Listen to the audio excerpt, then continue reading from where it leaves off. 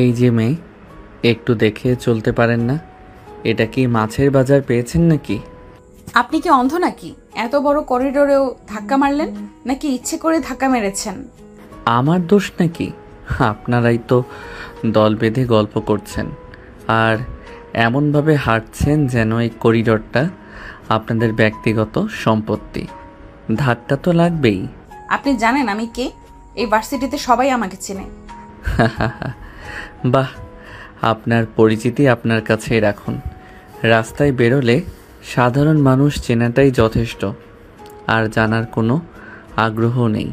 শুধু এটাই বলবো, একটু সাবধানে হাঁটুন, নিজের খেয়াল রাখতে শিখুন। তার হাত শক্ত হয়ে এলো। তখন নিধির বান্ধবী রিয়া বলে, নিধি, বাদ দে তো, ভুলটা কিন্তু আমাদেরই ছিল। না, ওকে আমি ছাড়বো না। এত বড় সাহস! আমাকে চেনে না, দেখিয়ে দেব নিধি চৌধুরী কি জিনিস। আরে তোরা যাই বলিস, ছেলেটা কিন্তু অনেক হ্যান্ডসাম। এই সাদিয়া, তুই চুপ করবি? ছেলেটাকে আগে কখনো ভার্সিটিতে দেখিনি, মনে হয় নতুন ভর্তি হয়েছে। ঠিক বলেছিস, না হলে নিধির সাথে এইভাবে কথা বলার সাহস পেত না। আরে ছেলেটা তো আর ভুল কিছু বলে নাই, আমরাই তো অন্য দিকে তাকিয়ে হাঁটছিলাম। আর একটা কথাও নয়, আমি এই ছেলেটার ব্যাপারে আর কোনো কথা শুনতে চাই না। এখন ক্লাসে চল। আচ্ছা চল। নিধি ক্লাসে গিয়েও শান্ত হতে পারছিল না। সেই ছেলেটার অথত্যপূর্ণ কথাগুলো তার মাথায় ঘুরপাক খাচ্ছিল। ক্লাসের লেকচারেও তার মন বসছিল না। বারবার শাওনের মুখটা তার চোখের সামনে ভেসে উঠছিল। একটা চাপা রাগ আর অপমান বোধ কুড়ে কুড়ে খাচ্ছিল তাকে। নিধি সাধারণত ক্লাসে খুবই মনোযোগী ছাত্রী হিসেবে পরিচিত। শিক্ষকরাও তাকে পছন্দ করতেন, কিন্তু আজ তার অন্য মনস্কতা শিক্ষকের চোখ এড়ালো না। নিধি, তোমার কি শরীর খারাপ লাগছে? না স্যার, তেমন কিছু না, একটু অন্যমনস্ক ছিলাম। মনোযোগ দাও, এই পিকচারটা কিন্তু গুরুত্বপূর্ণ। ক্লাস শেষ হওয়ার পর রিয়া আর সাদিয়া নিধির কাছে এলো। কিরে, ক্লাসেও তোর মন নেই? কি হয়েছে বলতো? আর বলিস না, এই ছেলেটার কথা মনে হলেই আমার রক্ত গরম হয়ে যাচ্ছে। এত স্পর্ধা! ধুর, বাদ দে তো। হয়তো ছেলেটা সত্যিই খেয়াল করেনি, আর তুইও একটু বেশি রিয়াক্ট করেছিস। বেশি রিয়াক্ট করেছি? আমার সাথে এইভাবে কথা বলার সাহস পায় কি করে? তোরা দেখে নিস, আমি এর একটা বিহিত করবই। তুই কি করতে চাস? আবার গিয়ে ঝগড়া করবি নাকি? প্লিজ নিধি, ঝামেলা বাড়াস না। না, ঝগড়া নয়, আমি অন্যভাবে এর জবাব দেব, দেখিস কি হয়। সেদিন নিধি আর কোনো কথা বাড়ালো না, তবে তার চোখে মুখে একটা প্রতিশোধের আগুন জ্বলছিল। সে মনে মনে শাওনকে উচিত শিক্ষা দেওয়ার পরিকল্পনা করতে শুরু করলো। ভার্সিটিতে তার যথেষ্ট প্রভাব ছিল। সিনিয়র জুনিয়র অনেকেই তাকে সমীহ করে চলত। সে পরিচিতি আর ক্ষমতাকে এসে ব্যবহার করতে চাইল শাওনের বিরুদ্ধে। পরের কয়েকদিন নিধি শাওনের খোঁজ খবর নেওয়ার চেষ্টা করলো। রিয়া আর সাদিয়ার কাছে জানতে চাইল তারা ছেলেটিকে দেখেছে কিনা, কিন্তু কেউই শাওনের কোনো নতুন খবর দিতে পারল না। নিধি বুঝতে পারছিল ছেলেটি সম্ভবত নতুন ভর্তি হয়েছে এবং এখনো তেমনভাবে কারো নজরে আসেনি। একদিন নিধি লাইব্রেরিতে বসে অ্যাসাইনমেন্টের কাজ করছিল। হঠাৎ তার চোখ পড়ল একটি পরিচিত মুখের দিকে। লম্বা, হালকা পাতলা গড়ন, তীক্ষ্ণ বুদ্ধিদীপ্ত চোখ, সেটা শাওন। নিধির হৃদস্পন্দন দ্রুত হয়ে গেল। এই তো সেই ছেলে, তার সামনেই বসে অন্য একটি বই পড়ছে। নিধি সুযোগের অপেক্ষায় ছিল। সে ধীরে ধীরে শাওনের টেবিলের কাছে গেল। শাওন তার পড়াশোনায় এতটাই মগ্ন ছিল যে নিধির উপস্থিতি টের পেল না। নিধি কিছুক্ষণ তাকিয়ে রইল তার দিকে। একটা অদ্ভুত অনুভূতি কাজ করছিল তার ভেতরে, রাগ, কৌতূহল আর সেই সাথে অন্য কিছু, যা সে ঠিক বুঝে উঠতে পারছিল না। হঠাৎ নিধি ইচ্ছে করেই একটি বই শাওনের টেবিলের উপর ফেলে দিল। ধরাম করে শব্দ হওয়ায় শাওনের মনোযোগ ভাঙল। সে বিরক্ত হয়ে তাকালো। এটা কি? একটু সাবধানে কিছু ধরতে পারেন না? ও সরি, আসলে আমার একটু ভুল হয়ে গেছে। তবে আপনিও তো সেদিন আমার সাথে ইচ্ছে করে ধাক্কা দিয়েছিলেন, তাই না? শাওন কিছুক্ষণ নিধির দিকে তাকিয়ে রইল। তারপর যেন চিনতে পারল। তার চোখে সামান্য বিরক্তি দেখা গেল। ও, আপনি সেই করিডরের মেয়েটি? দেখুন, আমি সেদিনও বলেছি আমার কোনো ইচ্ছে ছিল না ধাক্কা দেওয়ার। ভিড়ের মধ্যে এমন হতেই পারে। ভিড়? করিডোরটা তো প্রায় ফাঁকা ছিল, আর আপনার কথা বলার ধরনটাও খুব একটা ভদ্র ছিল না। দেখুন, আমি তর্কে যেতে চাই না, আমার কাজ আছে। এই বলে শাওন আবার তার বইয়ের দিকে মনোযোগ দিল। নিধি অবাক হয়ে গেল। এই ছেলেটা এত সহজে তাকে এড়িয়ে যাচ্ছে, তার পরিস্থিতির এতটুকুও ভয় নেই। নিধির জেদ আরও বেড়ে গেল, সে শাওনকে এত সহজে ছাড়বে না। নিধি একটি চেয়ার টেনে শাওনের টেবিলের সামনে বসলো। আপনার নামটা জানতে পারি? কেন? জানার কি দরকার? এমনি ভার্সিটিতে নতুন মুখ দেখলে একটু কৌতূহল তো জাগেই। আমার নাম শাওন। এবার আপনি যেতে পারেন, আমার পড়াশোনার ক্ষতি হচ্ছে। শাওন সুন্দর নাম। আপনি কোন বিভাগে পড়েন? সেটা জেনে আপনার কি হবে? আরে বাবা, এত রাগ কেন? আমি তো শুধু কথা বলতে চাইছি। ভার্সিটিতে একা একা লাগে, আমার সাথে বন্ধুত্ব করতে পারেন। আমার অনেক বন্ধু আছে। আপনার সাথে বন্ধুত্ব? যেই মেয়ে করিডোরে সামান্য ধাক্কা লাগাতেই এত রাগ দেখাতে পারে, তার সাথে বন্ধুত্ব করার কোনো আগ্রহ আমার নেই। মানুষ পরিস্থিতির শিকার হয়। সেদিন আমারও খারাপ লাগছিল, তবে আপনি যেভাবে কথা বলছিলেন সেটা মোটেও উচিত হয়নি। যাই হোক, পুরনো কথা বাদ দিন। এখন আপনি জানতো সত্যিই আমার কাজ আছে। নিধি বুঝলো সহজে এই ছেলের কাছ থেকে কিছু আদায় করা যাবে না, তবে সে হাল ছাড়ার পাত্রী নয়। শাওনের অদত্ত তাকে আরো বেশি করে তার দিকে আকৃষ্ট করছিল। অবশ্য সেটা ঠিক কী ধরনের আকর্ষণ তা নিধি নিজেও বুঝতে পারছিল না, তবে শাওনকে জব্দ করার একটা তীব্র আকাঙ্ক্ষা তার মনে জেগেছিল। নিধি চেয়ার ছেড়ে উঠে দাঁড়ালো। যাওয়ার আগে শাওনের দিকে তাকিয়ে রহস্যময়ী হাসি হেসে বলল, ঠিক আছে শাওন, আজ না হয় গেলাম, তবে খুব শীঘ্রই আবার দেখা হবে। শাওন কোনো উত্তর দিল না, সে আবার তার বইয়ে ডুবে গেল। নিধি লাইব্রেরি থেকে বেরিয়ে এলো। তার মাথায় তখন নতুন এক পরিকল্পনা ঘুরপাক খাচ্ছে। শাওনের অদত্ত ভাঙতে হলে তাকে অন্য পথ ধরতে হবে, আর সেই পথটা কি হবে তা খুব শীঘ্রই সে ঠিক করে নেবে। কি রে নিধি, সত্যি করে বল তো, এতক্ষণ ধরে তুই আর ওই ছেলেটা লাইব্রেরিতে কি ফিস করছিলি? তোকে তো আগে কখনো কোনো ছেলের সাথে এভাবে হাসি মুখে কথা বলতে দেখিনি, বিশেষ করে সেই ছেলেটার সাথে যার সাথে তোর করিডোরে অমন একটা ঝগড়া হলো। আমরা তো ভেবেছিলাম তুই ওকে দেখলেই তেড়ে যাবি। আরে বাবা, তোরা যা ভাবছিস ব্যাপারটা ঠিক তেমন নয়। আসলে আমি আমি আমি তো শাওনের প্রেমে পড়ে গেছি। এই সায়নটা কে?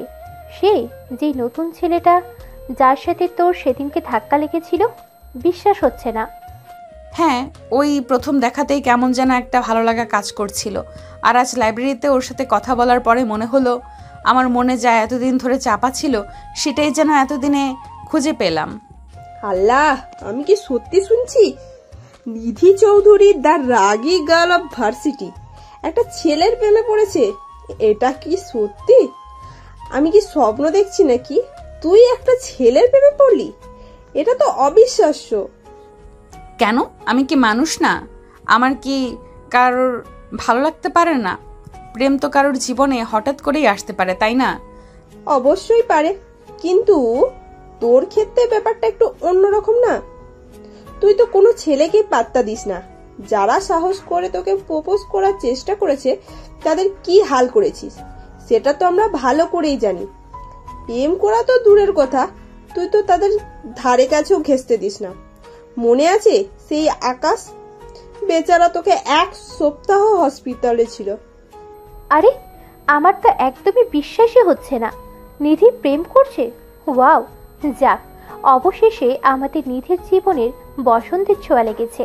এটা সত্যিই খুব ভালো খবর। আচ্ছা, ছেলেটা কোন ইয়ারে পড়ে রে? তুই কি জিজ্ঞেস করেছিলি? ওর নামটা যেন কি বললি তুই? সায়ন।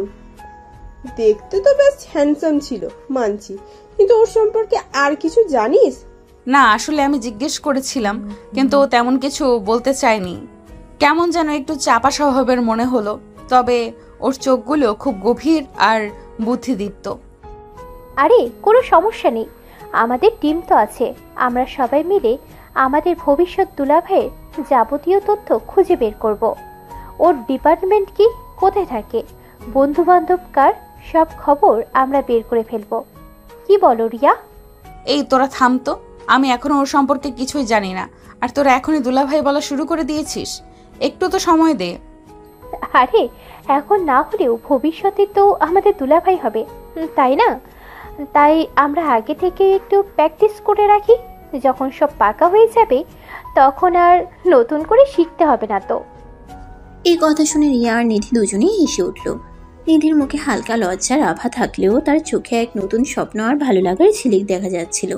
তার আগে আর কঠিন মনের কোথাও যেন ভালোবাসার এক নতুন চারাগাছ অঙ্কুরিত হতে শুরু করেছে। এভাবেই দিনটি শেষ হয়ে যায়। পরের দিন নিধি এবং তার বান্ধবীরা ভার্সিটিতে এসেই শাওনের ব্যাপারে সব তথ্য বের করার জন্য আলোচনা শুরু করে। আজ যে করেই হোক আমাদের দুলাভাই সব খবর বের করতেই হবে। নিধি, তুই একদম চিন্তা করিস না।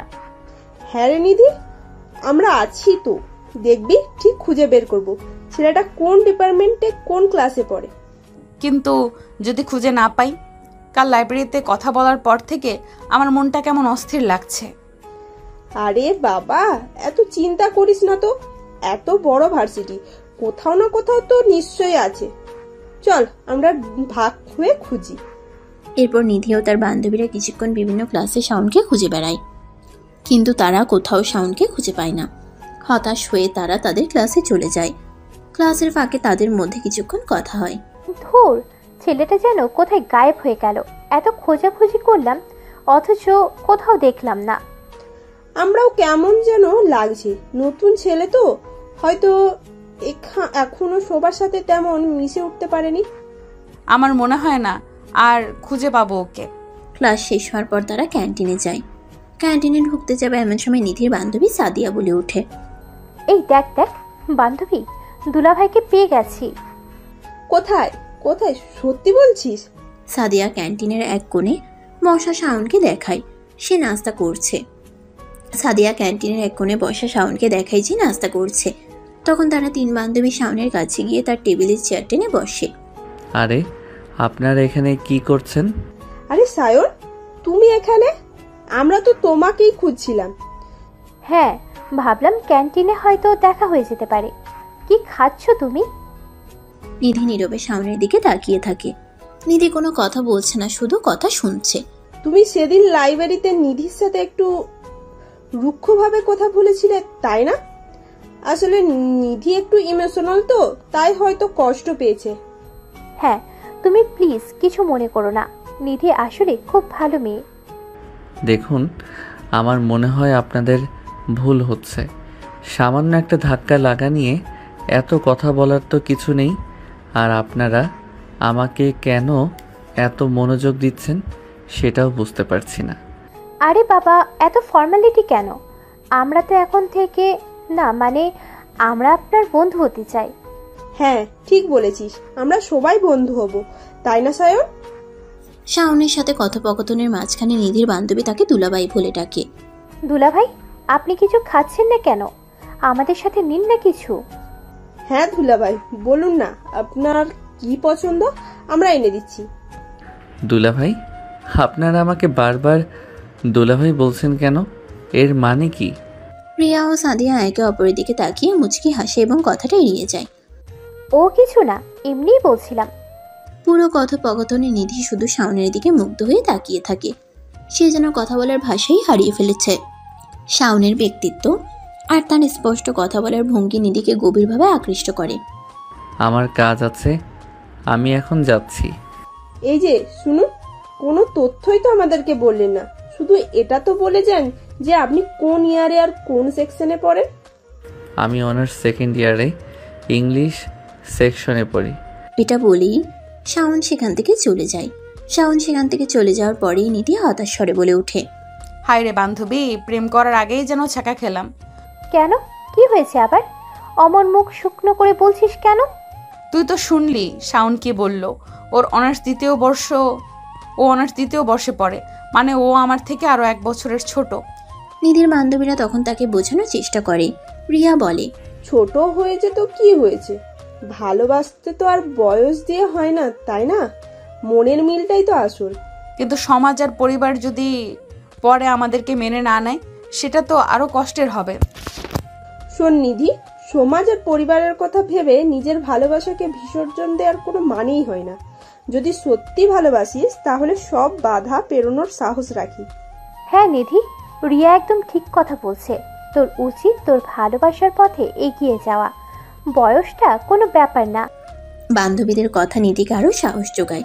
সে মনে মনে আরো শক্ত হয়। হ্যাঁ, তোরা ঠিক বলেছিস। আমি যেহেতু শাওনকে পছন্দ করেছি, আমি ওকে নিজের করেই ছাড়বো। আমি পরিবার এবং সমাজ কারোর কথা ভেবে আমার ভালোবাসাকে দূরে ঠেলে দিতে পারবো না।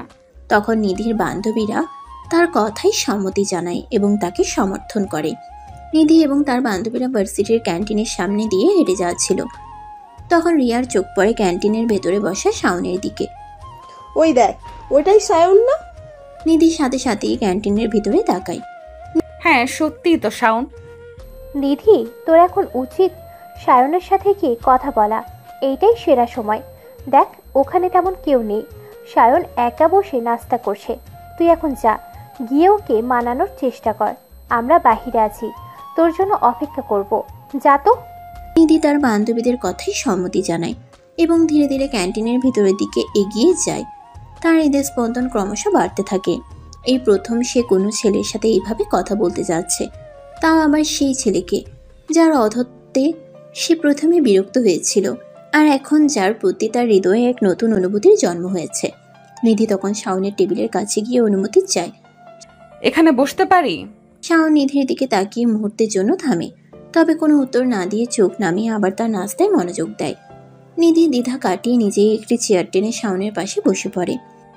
তুমি এত গম্ভীর হয়ে থাকো কেন সব সময়? একটু হাসতে পারো না? হাসি তো মানুষের মুখকে আরো সুন্দর করে তোলে। আমার হাসিতে আপনার কি? আর আমার মুখ সুন্দর না অসুন্দর সেটা তো আমার ব্যক্তিগত ব্যাপার। দেখো, সেদিন করিডোরে যা কিছু হয়েছে তার জন্য আমি দুঃখিত। আসলে আমারও একটু তাড়াহুড়ো ছিল। ভুল তো মানুষেরই হয়, তাই না? তুমি কি আমার বন্ধু হবে? অন্ততপক্ষে একজন সাধারণ পরিচিত তো হতে পারি। বন্ধু? আপনার সাথে বন্ধুত্ব করার তো কোনো কারণই দেখছি না। আমাদের মধ্যে তো কোনো মিল নেই। আপনি অন্যরকম। অন্যরকম মানে? খারাপ কিছু বলছো? খারাপ বা ভালো সেটা বিচারের ভার আমার নয়। তবে হ্যাঁ, আপনি আত্মবিশ্বাসী এবং কিছুটা কর্তৃত্বপূর্ণ বলে মনে হয়। আমার শান্ত স্বভাবের সাথে আপনার ব্যক্তিত্ব মেলে না। তাই বলে বন্ধুত্ব হবে না? বন্ধুত্ব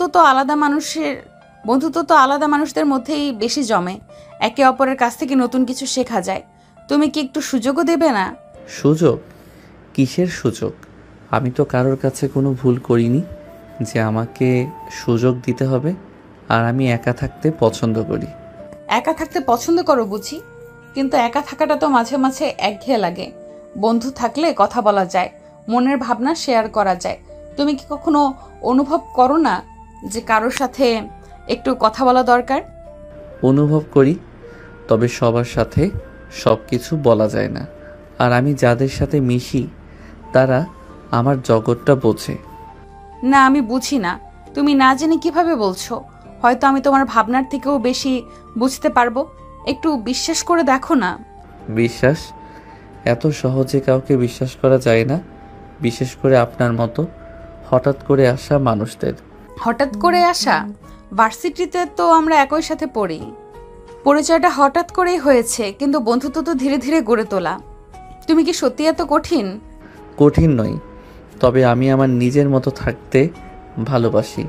কারো অযাচিত মনোযোগ আমার পছন্দ নয়। আমি কি তোমার কাছে অযাচিত মনে হচ্ছি? আমার তো মনে হচ্ছে আমরা ভালো বন্ধু হতে পারি। আমার মনে হয় না। শাওন আর কোনো কথা না বাড়িয়ে উঠে দাঁড়ায় এবং তার নাস্তা ট্রে নিয়ে চলে যায়। নিধি হতাশ হয়ে সেই চেয়ারে বসে থাকে। ঠিক তখনই নিধির বান্ধবীরা তার কাছে এগিয়ে আসে। নিধির বান্ধবী রিয়া তার কাঁধে হাত রাখে। হ্যাঁ, তোরা কখন এলি? হ্যাঁ, দেখলাম তো। তুই পারলি না, তাই না? আমি কষ্ট পাবো কেন?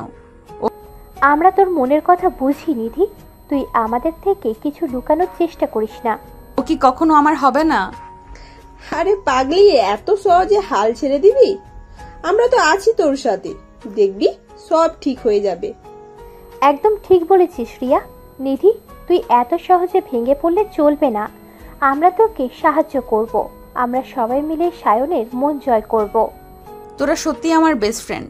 তোদের ছাড়া আমি কি করতাম জানি না। এখন চল, মন খারাপ করিস না। বরং আমরা বসি, চা খাই আর ভাবি এরপর কি করা যায়। হ্যাঁ, একটা প্ল্যান তো করতেই হবে, তাই না? দুলাভাইকে এত সহজে হাতছাড়া করা যাবে না। নিধি তার বান্ধবীদের দিকে তাকিয়ে দুর্বল হাসি হাসে। তার মনে কিছুটা হলেও আশার আলো দেখতে পায়। তার বন্ধুরা যখন তার পাশে আসে তখন হয়তো সত্যিই সবকিছু সম্ভব। ক্যান্টিন থেকে হতাশ হয়ে বেরিয়ে আসে নিধি। তার মনটা দমে গিয়েছিল। শাওনের শীতল আর স্পষ্ট প্রত্যাখ্যান যেন একটা বরফের মতো তার বুকের ভেতর জমে গিয়েছিল। এত সহজে হার মানার পাত্রী সে নয়, কিন্তু শাওনের উদাসীন্য তার আত্মবিশ্বাসে সামান্য হলেও চির ধরিয়েছিল। ক্যান্টিনের বাইরে তার দুই বান্ধবী রিয়া আর সাদিয়া উদ্বিগ্ন মুখে অপেক্ষা করছিল। নিধিকে দেখেই তারা এগিয়ে আসে। কি রে, কি হাল? সায়ন কিছু বলেছে? তোকে কেমন দেখাচ্ছে? আর বলিস না, ও একটু কথা বলতে চাইছে না। ও একদম কথা বলতে চাইছে না, আমার সাথে বন্ধুত্ব করতেও রাজি নয়। মনে হয় যেন আমি কোনো ভুল করেছি। কি বলছিস? এমন তো হওয়ার কথা না। তুই এত চেষ্টা করলি, আরো কিছুই বললো না? বলেছে তো, তবে যা বলেছে তাতে আমার মন আরো খারাপ হয়ে গেছে। ওনাকে একা থাকতে ভালোবাসে, আর আমার মনোযোগ ওর পছন্দ না। মনে হলো যেন আমি জোর করে ওর জীবনে ঢুকতে যাচ্ছি। রিয়া নিধির হাত ধরে তাকে সান্ত্বনা দেয়। ধুর পাগলি, তুই একদম ভেঙে পড়িস না। হয়তো ছেলেটা একটু অন্যরকম, সবার মন মতন তো আর একরকম হয় না, তাই না? তুই হাল ছাড়লে চলবে না, আমরা তো আছি তোর সাথে। একদম ঠিক বলেছিস রিয়া। নিধি, তুই এত সহজে দমে গেলে তো হবে না। আমরা তোকে চিনি, তুই যা চাস তা আদায় করে ছাড়িস। একটা ছেলের জন্য তুই এত সহজে ভেঙে পড়বি? এটা তো বিশ্বাসের যোগ্য নয়। না, আমি ভাঙবো না। আমি ওকে পছন্দ করি, এটা সত্য। আর আমি এত সহজে হাল ছাড়ার মেয়েও না। ও যদি একা থাকতে ভালোবাসে তাহলে আমি ওর একাকিত্বের সঙ্গী হব। যদি আমার মনোযোগ ওর পছন্দ না হয় তাহলে আমি ধীরে ধীরে ওর অভ্যাসে পরিণত হব। ও দেখবে নিধি চৌধুরী যা চায় তা সে পায়। এই তো আমার গুড গার্ল, এটাই তো আসল রূপ। চল এবার একটা ভালো প্ল্যান করা যাক।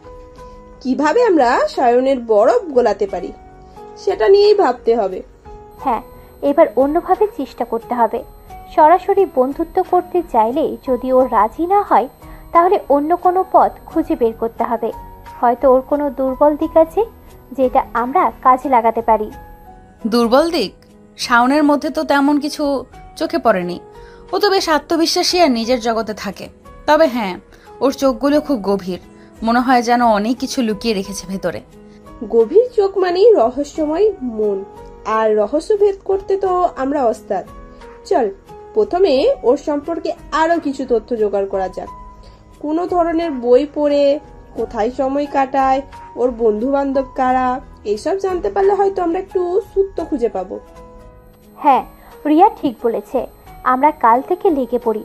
নিধি, তুই একদম চিন্তা করিস না। আমরা সবাই মিলে তোকে সাহায্য করব। আর দেখিস একদিন ওই সায়ন তোর পাশে এসে দাঁড়াবে। আমি বিশ্বাস করি তোদের কথা, আর আমিও নিজের চেষ্টা চালিয়ে যাব। আমার মনে হয় শাওনের বাইরের কঠিন আবরণের ভেতরে একটা অন্য মানুষ লুকিয়ে আছে, আর আমি সেই মানুষটাকে খুঁজে বের করবই। এরপর তিন বান্ধবী মিলে ক্যান্টিনের বাইরে অন্য একটি নিরিবিলি জায়গায় গিয়ে বসে।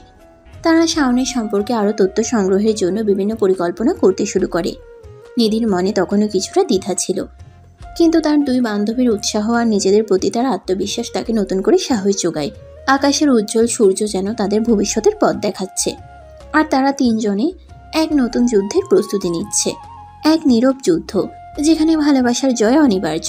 নিধি জানে পথটা কঠিন হবে, কিন্তু তার পাশে দুই সেরা বন্ধু আছে, আর তার হৃদয়ে আছে এক গভীর অনুভূতি যা তাকে এগিয়ে যেতে সাহায্য করবে। শাওনের শীতলতা ভেদ করে তার হৃদয়ে উষ্ণতা পরশ পৌঁছে দেওয়ার প্রতিজ্ঞা নিয়ে নিধি নতুন উদ্যমে ঝাঁপিয়ে পড়ার জন্য প্রস্তুত হয়। পরের কয়েকদিন নিধি, রিয়া আর সাদিয়া মিলে শাওনের দুর্বলতা খুঁজে বের করার জন্য আপ্রাণ চেষ্টা চালায়। তারা গোপনে তার গতিবিধি লক্ষ্য করে, তার বন্ধুদের সাথে কথা বলার চেষ্টা করে, এমনকি লাইব্রেরিতে সে কোন ধরনের বই পড়ে তাও দেখে। কিন্তু তাদের সব চেষ্টাই ব্যর্থ হয়। শাওন যেন এক রহস্যময় ব্যক্তিত্বের অধিকারী, যার কোনো দুর্বল দিক খুঁজে পাওয়া যাচ্ছে না। সে নিজের মতো থাকে, ক্লাসে মনোযোগ দেয়, আর অবসর সময়ে হয় বই পড়ে, না হয় একা ঘুরে বেড়ায়। তার জীবন যেন কোনো দুর্বলতার ছিদ্রই নেই, যা দিয়ে নিধি তার হৃদয়ে প্রবেশ করতে পারে। একদিন ক্যান্টিনে বসে নিধি আনমনে চা খাচ্ছিল। তার চোখে মুখে হতাশার ছাপ স্পষ্ট। রিধিয়া আর সাদিয়া তার পাশে এসে বসে। কি রে নিধি, আর কতদিন এভাবে মন খারাপ করে থাকবি? আমরা তো চেষ্টার কোনো ত্রুটি রাখিনি, কিন্তু ছেলেটার যে পাথরের মতো মন, এতটুকুও নরম হচ্ছে না। হ্যাঁ রে, আমরা ওর বন্ধুদের সাথে কথা বললাম, জানতে চাইলাম ওর কোনো পছন্দের জিনিস বা অপছন্দের কিছু আছে কিনা, কিন্তু কেউই তেমন কিছু বলতে পারল না। মনে হয় যেন ও নিজের একটা দুর্ভেদ্য প্রাচীর তৈরি করে রেখেছে। আমার মনে হয় আমরা ভুল পথে হাঁটছি। এভাবে জোর করে কারো দুর্বলতা খুঁজে বের করে তাকে নিজের দিকে টানা, এটা ঠিক না। আমি আসলে এটা চাইও না। তাহলে তুই কি চাস? তুই না বললি ওকে নিজের করে পেতে চাস? হ্যাঁ, চেয়েছিলাম, কিন্তু এখন মনে হচ্ছে আমি চাই শাওন নিজের থেকে আমাকে পছন্দ করুক, আমাকে ভালোবাসুক। জোর করে কখনো ভালোবাসা হয় না, তাই না? আমি চাই ও আমার ভেতরের মানুষটাকে দেখুক, আমার ভালোবাসার গভীরতা অনুভব করুক। এইভাবে ওর দুর্বলতা খুঁজে ওকে বাধ্য করার চেষ্টা করাটা আমার কাছে কেমন যেন অন্যায় মনে হচ্ছে। তার মানে তুই হাল ছেড়ে দিয়েছিস? রাগী গুন্ডা মেয়েটা যে একবার যা ঠান করে তা করেই ছাড়ে, সে আজ একটা ছেলের জন্য এত সহজে ভেঙে পড়ছে, এটা মানা যায় না। না, আমি হাল ছাড়িনি। আমার চাওয়ার ধরনটা পাল্টেছে। আমি এখন চাই শাওন আমাকে বুঝুক, আমার প্রতি আকৃষ্ট হোক স্বাভাবিকভাবে। আমি চাই আমাদের মধ্যে একটা সত্যিকারের ভালোবাসার সম্পর্ক গড়ে উঠুক, কোনো জোর জবরদস্তি নয়। কিন্তু সেটা কিভাবে হবে? ও তো তোর সাথে কথাই বলতে চায় না, তুই কাছে গেলে এড়িয়ে যায়। কিভাবে তুই ওর মন জয় করবি? আমি জানি না, তবে আমি চেষ্টা করব। আমি আমার ব্যবহার পাল্টাবো, ওর পছন্দের জিনিসের প্রতি আগ্রহ দেখাবো, ওর সাথে স্বাভাবিকভাবে কথা বলার চেষ্টা করব। হয়তো ধীরে ধীরে ও আমার ভেতরের মানুষটাকে দেখতে পাবে। আর যদি তাতেও কাজ না হয়, তাহলে হয়তো বুঝবো আমাদের দুজনের পথ সত্যিই আলাদা। কিন্তু জোর করে আমি আর কিছু করতে চাই না। ভালোবাসাটা মন থেকে আসতে হয়, চাপিয়ে দেওয়া যায় না। তুই সত্যিই বদলে গেছিস নিধি। আগে হলে তুই হয়তো অন্য কোনো উপায় বের করতি, ওকে জব্দ করার চেষ্টা করতি, কিন্তু এখন তুই ভালোবাসার মর্যাদা দিচ্ছিস। আমার মনে হয় তোর এই পরিবর্তনটাই হয়তো সায়নের মন ছুঁয়ে যাবে। হ্যাঁ নিধি, আমরা তোর পাশে আছি। তুই যেভাবে চাইবি আমরা সেভাবেই তোকে সাহায্য করব। হয়তো তোর এই সৎ উদ্দেশ্যই একদিন সায়নের হৃদয় জয় করবে। নিধি তার দুই বান্ধবীর দিকে তাকিয়ে একটা হালকা হাসি হাসে। তার মনে কিছুটা শান্তি ফিরে আসে। জোর করে কারো মন পাওয়া যায় না, এই সত্যটা সে অবশেষে উপলব্ধি করতে পেরেছে। এখন তার লক্ষ্য শাওনের হৃদয়ে ভালোবাসার বীজ বপন করা, ধৈর্য আর আন্তরিকতার জল দিয়ে সেই চারা গাছকে সযত্নে লালন করা। বাকিটা সময়ের হাতে ছেড়ে দেওয়া ছাড়া আর কোনো উপায় নেই। পরের দিন ভার্সিটিতে নিধি আর তার বান্ধবীরা মিলে একটি জুনিয়র ছেলেকে ধরে সামান্য র্যাগিং করছিল আর মজা করছিল। তবে ছেলেটা কিছুটা অপ্রস্তুত হয়ে পড়েছিল। ঠিক সেই সময় শাওন সেখান দিয়ে হেঁটে যাচ্ছিল। সে ছেলেটিকে র্যাগিং করতে দেখে এগিয়ে আসে। এই আপনারা কি করছেন? এটা কোনো ভদ্রতা? ভার্সিটিতে এসেছেন পড়াশোনা করতে, পড়াশোনায় মনোযোগ দিন। আর এসব র্যাগিংয়ের মতো কাজ বাদ দিন। জুনিয়রদের সাথে এমন ব্যবহার করা একদম উচিত না। শাওন এই কথাটি বলে ছেলেটির দিকে তাকিয়ে সহানুভূতি দেখায় এবং তাকে সাথে নিয়ে সেখান থেকে চলে যায়। নিধি ও তার বান্ধবীরা অবাক হয়ে শাওনের চলে যাওয়া পথের দিকে তাকিয়ে থাকে। দুলাভাই, এটা কি করলো? আমাদের এইভাবে বকা দিল? হ্যাঁ, আর ছেলেটাকেও সাথে করে নিয়ে গেলে। হায় হায়, এটা আমি কি করে ফেললাম? এমনিতেই ও আমার সাথে বন্ধুত্ব করতে চায় না, আর এখন যদি এই ঘটনার পরে শাওন আমার সাথে আরো খারাপ ব্যবহার করে। হ্যাঁ, তুই ঠিক বলেছিস। আমি তো এটা ভুলে গিয়েছিলাম যে সায়ন এইসব একদম পছন্দ করে না। হ্যাঁ, আমি ভাবিনি ব্যাপারটা এতটা সিরিয়াস হবে। এখন কি হবে? তারা তিনজনেই চিন্তায় পড়ে যায়। তাদের সামান্য মজা করার উদ্দেশ্য যে এমন একটা অপ্রত্যাশিত পরিণতির দিকে মোড় নেবে তা তারা স্বপ্নেও ভাবেনি। নিধির মনে আশঙ্কা দানা বাঁধতে শুরু করে। শাওনের চোখে তার প্রতি বিরক্তি আরো বাড়ল কিনা সেটাই এখন তার প্রধান চিন্তা। সেদিন নিধি আবার লাইব্রেরিতে শাওনের সাথে কথা বলার সাহস করে। সে ভেবেছিল সরাসরি ক্ষমা চেয়ে হয়তো বরফ গলানো যাবে, কিন্তু যখন নিধি শাওনের কাছে গিয়ে দাঁড়ায়, শাওন তাকে দেখেই মুখ ফিরিয়ে অন্যদিকে চলে যায়। নিধি হতভম্ব হয়ে তার চলে যাওয়া পথের দিকে তাকিয়ে থাকে। কিছুক্ষণ পর মন খারাপ করে সে তার বান্ধবীদের কাছে ফিরে আসে। অন্যদিন অন্তত কিছুক্ষণ হলেও আমার সাথে কথা বলতো, কিন্তু আজকে তো একদম মুখ ফিরিয়ে চলে গেল। আমার আজকে সকালের কাজটা একদম ভালো হয়নি। কি হয়েছে রে? সায়ন কি খুব খারাপ ব্যবহার করেছে? খারাপ ব্যবহার করেনি ঠিক, তবে আমার সাথে কথাই বলতে চাইলো না। আমাকে দেখেই যেন এড়িয়ে গেল। ও মনে হয় সত্যিই আমার উপরে খুব রাগ করেছে। সকালবেলা জুনিয়র ছেলেটার সাথে যা করলাম সেটা ওর একদম পছন্দ হয়নি। হ্যাঁ, তুই ঠিকই বলেছিস। সায়নের মুখ দেখে মনে হচ্ছিল ও খুব বিরক্ত হচ্ছে। আমরা তো ভেবেছিলাম ও হয়তো ভুলে যাবে, কিন্তু মনে হচ্ছে ব্যাপারটা ও সিরিয়াসলি নিয়েছে। এখন কি করা যায় বলতো? আমি তো আর ওর কাছে মুখ দেখাতে পারছি না। কিভাবে আমি ওর রাগ কমাবো? আমার তো মনে হচ্ছে আমি ওকে আরো দূরে ঠেলে দিলাম। চিন্তা করিস না দোষ, আমরা একটা উপায় বের করব। সায়ন যতই রাগী হোক না কেন, ওরও তো একটা মন আছে। আমরা এমন কিছু করব যাতে ওর রাগ কমে যায়। হ্যাঁ, আমার মনে হয় তোর সরাসরি ওর কাছে গিয়ে ক্ষমা চাওয়া উচিত। নিজের ভুল স্বীকার করলে মানুষ সাধারণত নরম হয়। তুই ওকে বল যে তুই বুঝতে পারছিস তোর কাজটা ঠিক হয়নি এবং ভবিষ্যতেও এমন ভুল আর করবি না। কিন্তু আমার তো সাহস হচ্ছে না। ও যদি আবার মুখ ফিরিয়ে নেয়, আমি সেটা সহ্য করতে পারবো না। আরে বোকা মেয়ে, ভয় পেলে চলবে? তুই না সেই রাগী নিধি যে কারোর কাছে মাথা নত করে না?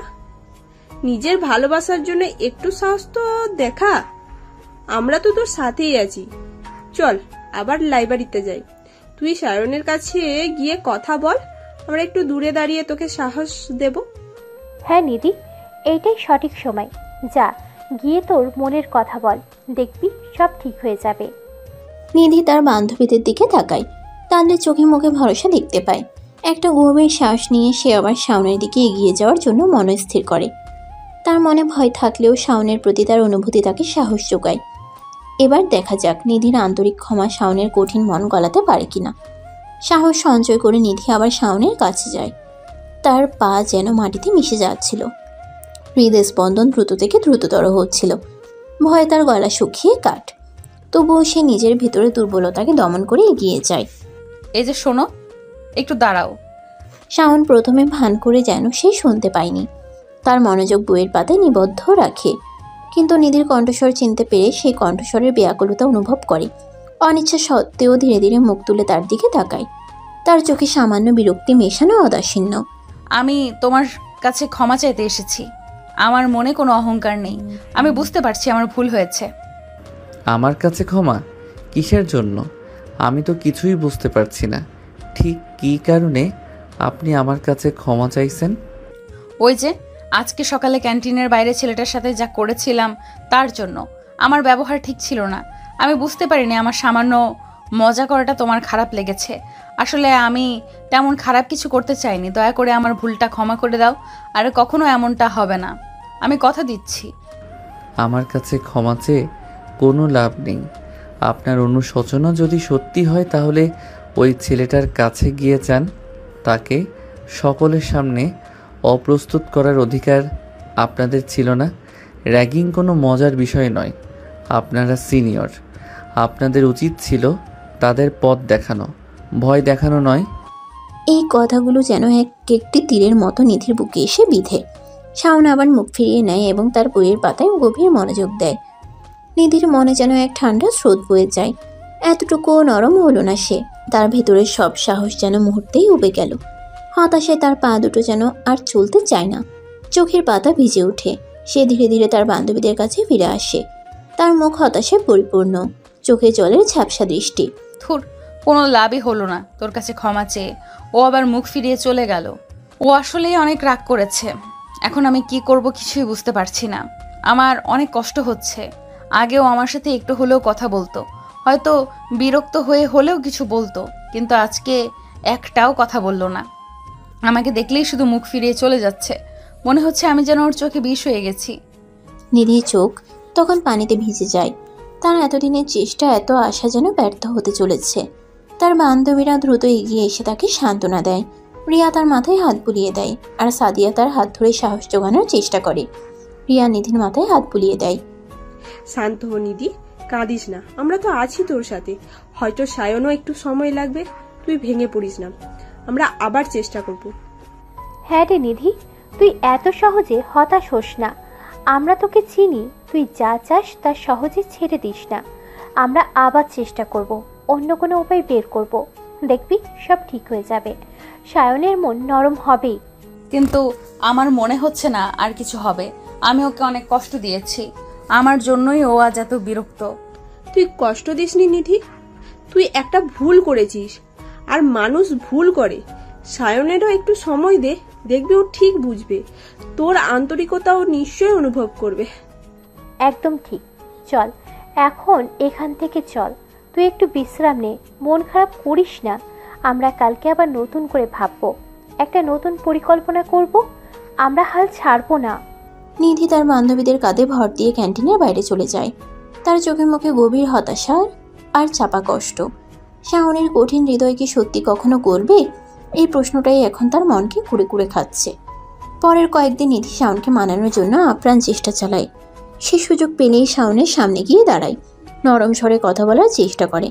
এমনকি তার পছন্দের বইয়ের লেখকের বিষয়েও দু একটা কথা বলার চেষ্টা করে, কিন্তু প্রতিবারই তার চেষ্টা ব্যর্থ হয়। শাওন হয় তাকে সম্পূর্ণ উপেক্ষা করে নিজের কাজে মনোযোগ দেয়, নয়তো দু একটি শুকনো কথা বলে সেখান থেকে সরে যায়। তার চোখে সেই একই শীতল উদাসীন্য খেলা করে, যা নিধির মনে ক্রমশ হতাশার জন্ম দিতে থাকে। একদিন নিধি লাইব্রেরির এক কোণে বসে আনমনে একটা বইয়ের পাতা উল্টাচ্ছিল। তার মন আসলে বইয়ের পাতায় ছিল না, বরং চিন্তায় মগ্ন ছিল। কিভাবে শাওনের বরফ গলাবে সেটাই তার মাথায় ঘুরপাক খাচ্ছিল। হঠাৎ তার পাশে কারো উপস্থিতি অনুভব করে সে মুখ তুলে তাকায়। শাওন তার টেবিলের অন্য চেয়ারে বসে একটা বই খুলেছে। নিধির হৃদয় স্পন্দন মুহূর্তের জন্য থমকে যায়। এই সুযোগ। শাওন। শাওন প্রথমে ভান করে যেন শোনেনি, কিন্তু নিধির কণ্ঠস্বর চিনতে পেরে অনিচ্ছা সত্ত্বেও তার দিকে তাকায়। আমি আসলে তোমার সাথে কিছু কথা বলতে চাইছিলাম, যদি তোমার আপত্তি না থাকে। আমার এখন কথা বলার সময় নেই। কিন্তু এটা খুব জরুরি ছিল। আমার কাছে আপনার কোনো কথাই জরুরি হতে পারে না। এই স্পষ্ট প্রত্যাখ্যান নিধির বুকে ছুরির মতো লাগে। তার চোখের কোণে জল চিকচিক করে ওঠে। সে আর কথা বাড়ানোর সাহস পায় না। নীরবে সেখান থেকে উঠে নিজের বান্ধবীদের কাছে চলে যায়। তার মন বেদনায় ভরা। অন্য একদিন নিধি ক্যান্টিনে শাওনের জন্য অপেক্ষা করছিল। সে ভেবেছিল হয়তো খাওয়ার সময় শাওন কিছুটা হলেও নরম হবে। শাওন যখন ট্রে হাতে একটি টেবিলের দিকে যাচ্ছিল, নিধি দ্রুত তার কাছে এগিয়ে যায়। শাওন একটু দাঁড়াও। কি ব্যাপার বলুন তো, আবারও কি বলতে চান? আমি শুধু জানতে চাইছিলাম তুমি কেমন আছো। আমি ভালো আছি। আপনার আর কিছু জানার নেই তো? নিধি কিছু বলার আগে শাওন তার টেবিলে গিয়ে বসে এবং খাওয়া শুরু করে। নিধি অপমানে লাল হয়ে সেখান থেকে সরে আসে। তার মনে হয় শাওন যেন তাকে রীতিমতো ঘৃণা করে। প্রতিটি ব্যর্থ চেষ্টায় নিধির মনোবল ভেঙে যেতে থাকে। তার মনে প্রশ্ন জাগে, কেন শাওন তার প্রতি এত নির্দয়? কেন সে একটু সুযোগ দিচ্ছে না নিজেকে প্রমাণ করার? তার বান্ধবীরা তাকে সান্ত্বনা দেয়, নতুন নতুন উপায়ের কথা বলে, কিন্তু নিধির মনে ক্রমশ সন্দেহ দানা বাঁধতে থাকে।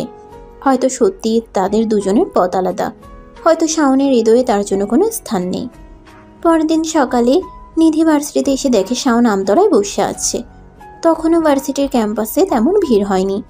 শুনশান নীরবতা বিরাজ করছে। নিধি সুযোগ বুঝে সাবধানে শাওনের দিকে এগিয়ে যায়। শাওন যখনই তাকে দেখতে পেয়ে উঠে চলে যেতে উদ্যত হয়, নিধি দ্রুত তার হাত ধরে ফেলে। রাগী স্বরে শাওনকে আবার আমতলায় বসায়। যদি এখন এখান থেকে উঠে চলে যাওয়ার চেষ্টা করো তাহলে খুব খারাপ হয়ে যাবে। নিধিকে অপ্রত্যাশিতভাবে রেগে যেতে দেখে শাওন কিছুটা শান্ত হয়ে বসে পড়ে। তার চোখে বিস্ময়। তুমি কেন বোঝো না? তোমার সাথে বন্ধুত্ব করার জন্য আমি কি করছি, কত চেষ্টা করছি আমি। কিন্তু আমি তো আপনার সাথে বন্ধুত্ব করতে চাই না। আমার মনে হয় না আমাদের মধ্যে বন্ধুত্বের মতো কিছু হতে পারে। কিন্তু কেন? এমন কি আছে আমার মধ্যে যে তুমি আমার সাথে বন্ধুত্ব করতে চাও না? কারণ আপনি আমার সিনিয়র। আমাদের মধ্যে একটা সম্মানজনক দূরত্ব থাকা উচিত। সিনিয়র হলে কি বন্ধুত্ব করা যায় না? এটা কেমন কথা? তুমি যদি চাও আমরা অবশ্যই ভালো বন্ধু হতে পারি। বয়সের পার্থক্য তো কোনো বন্ধুত্বের পথে বাধা নয়। তাছাড়া আপনি যেভাবে চলাফেরা করেন আর যেসব কাজ করেন সেগুলো আমার একদমই পছন্দ না। আপনার রাগী স্বভাব, জুনিয়রদের সাথে আপনার আচরণ, এগুলো আমার ভালো লাগে না। আর যে আমার অপছন্দের কাজ করে তার সাথে আমি কিভাবে বন্ধুত্ব করি আপনিই বলুন। এখন থেকে তুমি যেভাবে বলবে আমি সেভাবেই চলবো। আমি নিজেকে বদলাবো শুধু তোমার বন্ধু হওয়ার জন্য। প্লিজ আমার সাথে বন্ধুত্ব করো। আমি তোমাকে কথা দিচ্ছি, তুমি যা অপছন্দ করো আমি আর কখনো তা করব না। আপনি কি সত্যি বলছেন যে আমি যা বলবো আপনি তাই করবেন? নিজের স্বভাব এত সহজে পাল্টানো কি সম্ভব?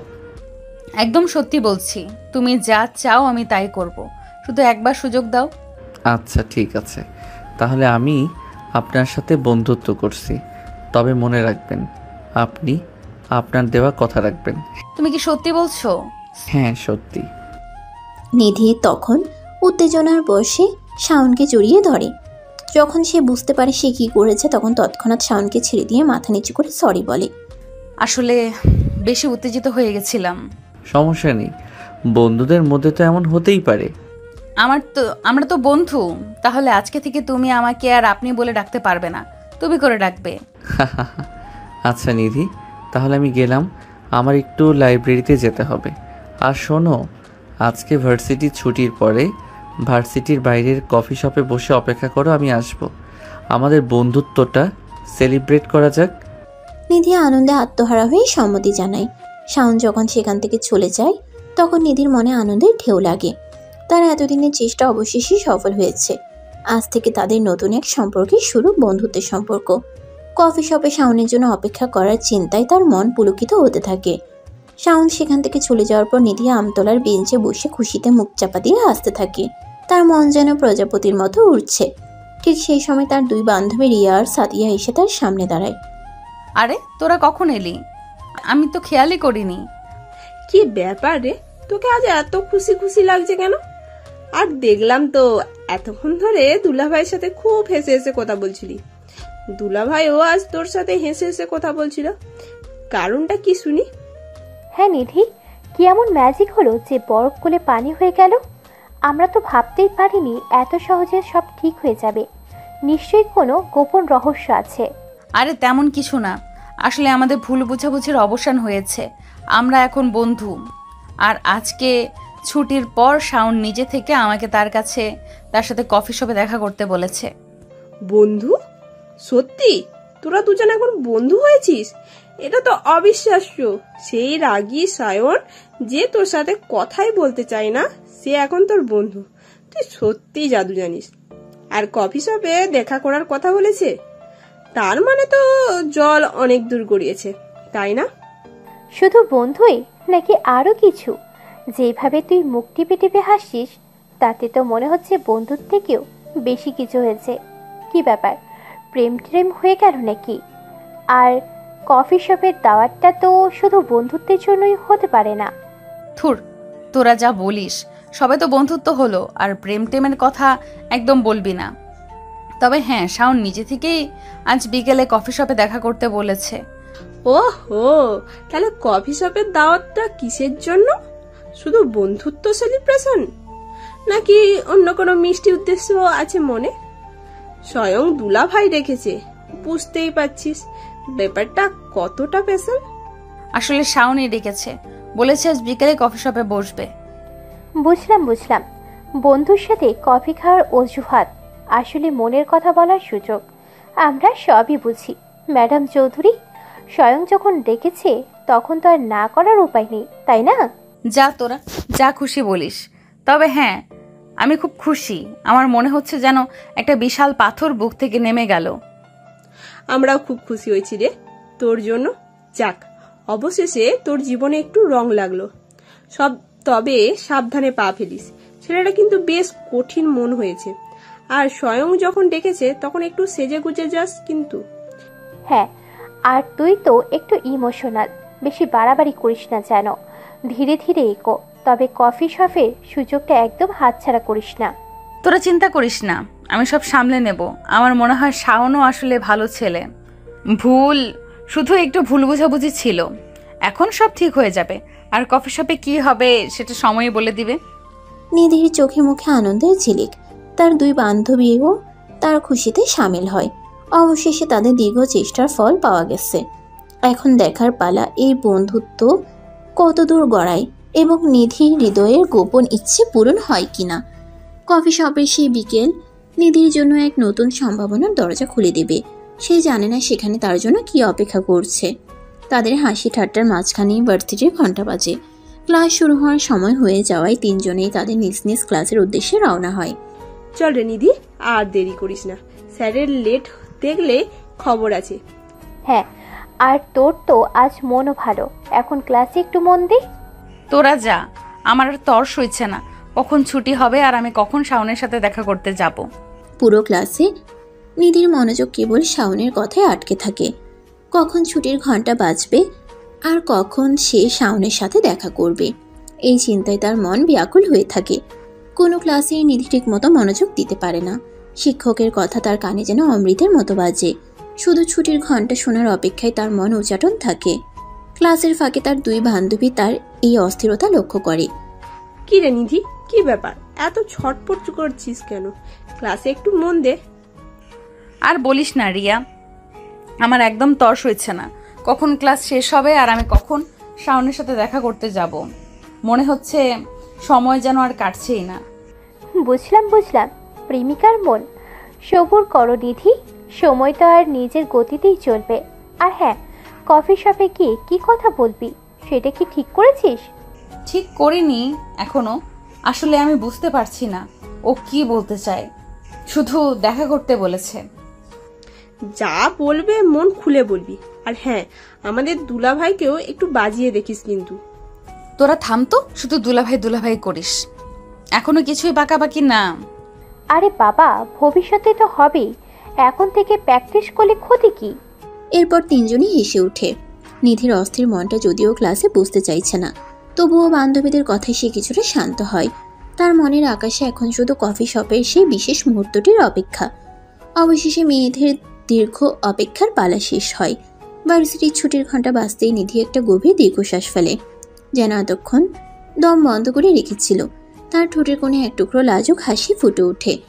রিয়া দুষ্টুমি করে নিধির পিঠে হালকা ধাক্কা দিয়ে বলে, এই যা, আর তর সইছে না না? মুখ দেখে তো মনে হচ্ছে এই মুহূর্তে উড়ে গিয়ে কফি শপে বসবি। হ্যাঁ রে নিধি, এত আনচান করছিস কেন? যা, দুলাভাই তোর জন্য অপেক্ষা করছে তো, আমাদের আর পাত্তা দিবি নাকি এখন থেকে? থুর, তোরা যা বলিস এমন কিছুই না, জাস্ট ভালো লাগছে আর কি। তারপর তিনজন ভার্সিটি থেকে বেরিয়ে আসে। ভার্সিটির গেটে নিধি তার বান্ধবীদেরকে বিদায় জানাচ্ছিল। তোরা তাহলে এখন যা, সাবধানে যাস, আর কালকে দেখা হবে। আচ্ছা যা। আর হ্যাঁ, কফি শপে গিয়ে কি কি কথা হলো কালকে কিন্তু ডিটেলস বলবি, একদম যেন কিছু লিখোস না। আর আমাদের দুলাভাইয়ের মুড কেমন ছিল সেটাও জানাস। প্রেগনেন্সির রিপোর্ট চাই কিন্তু। আর হ্যাঁ, বেশি নার্ভাস হোস না, তুই শুধু নিধি চৌধুরী, মনে রাখিস। তোরা না একদম ঠিক আছে, কালকে সব বলবো।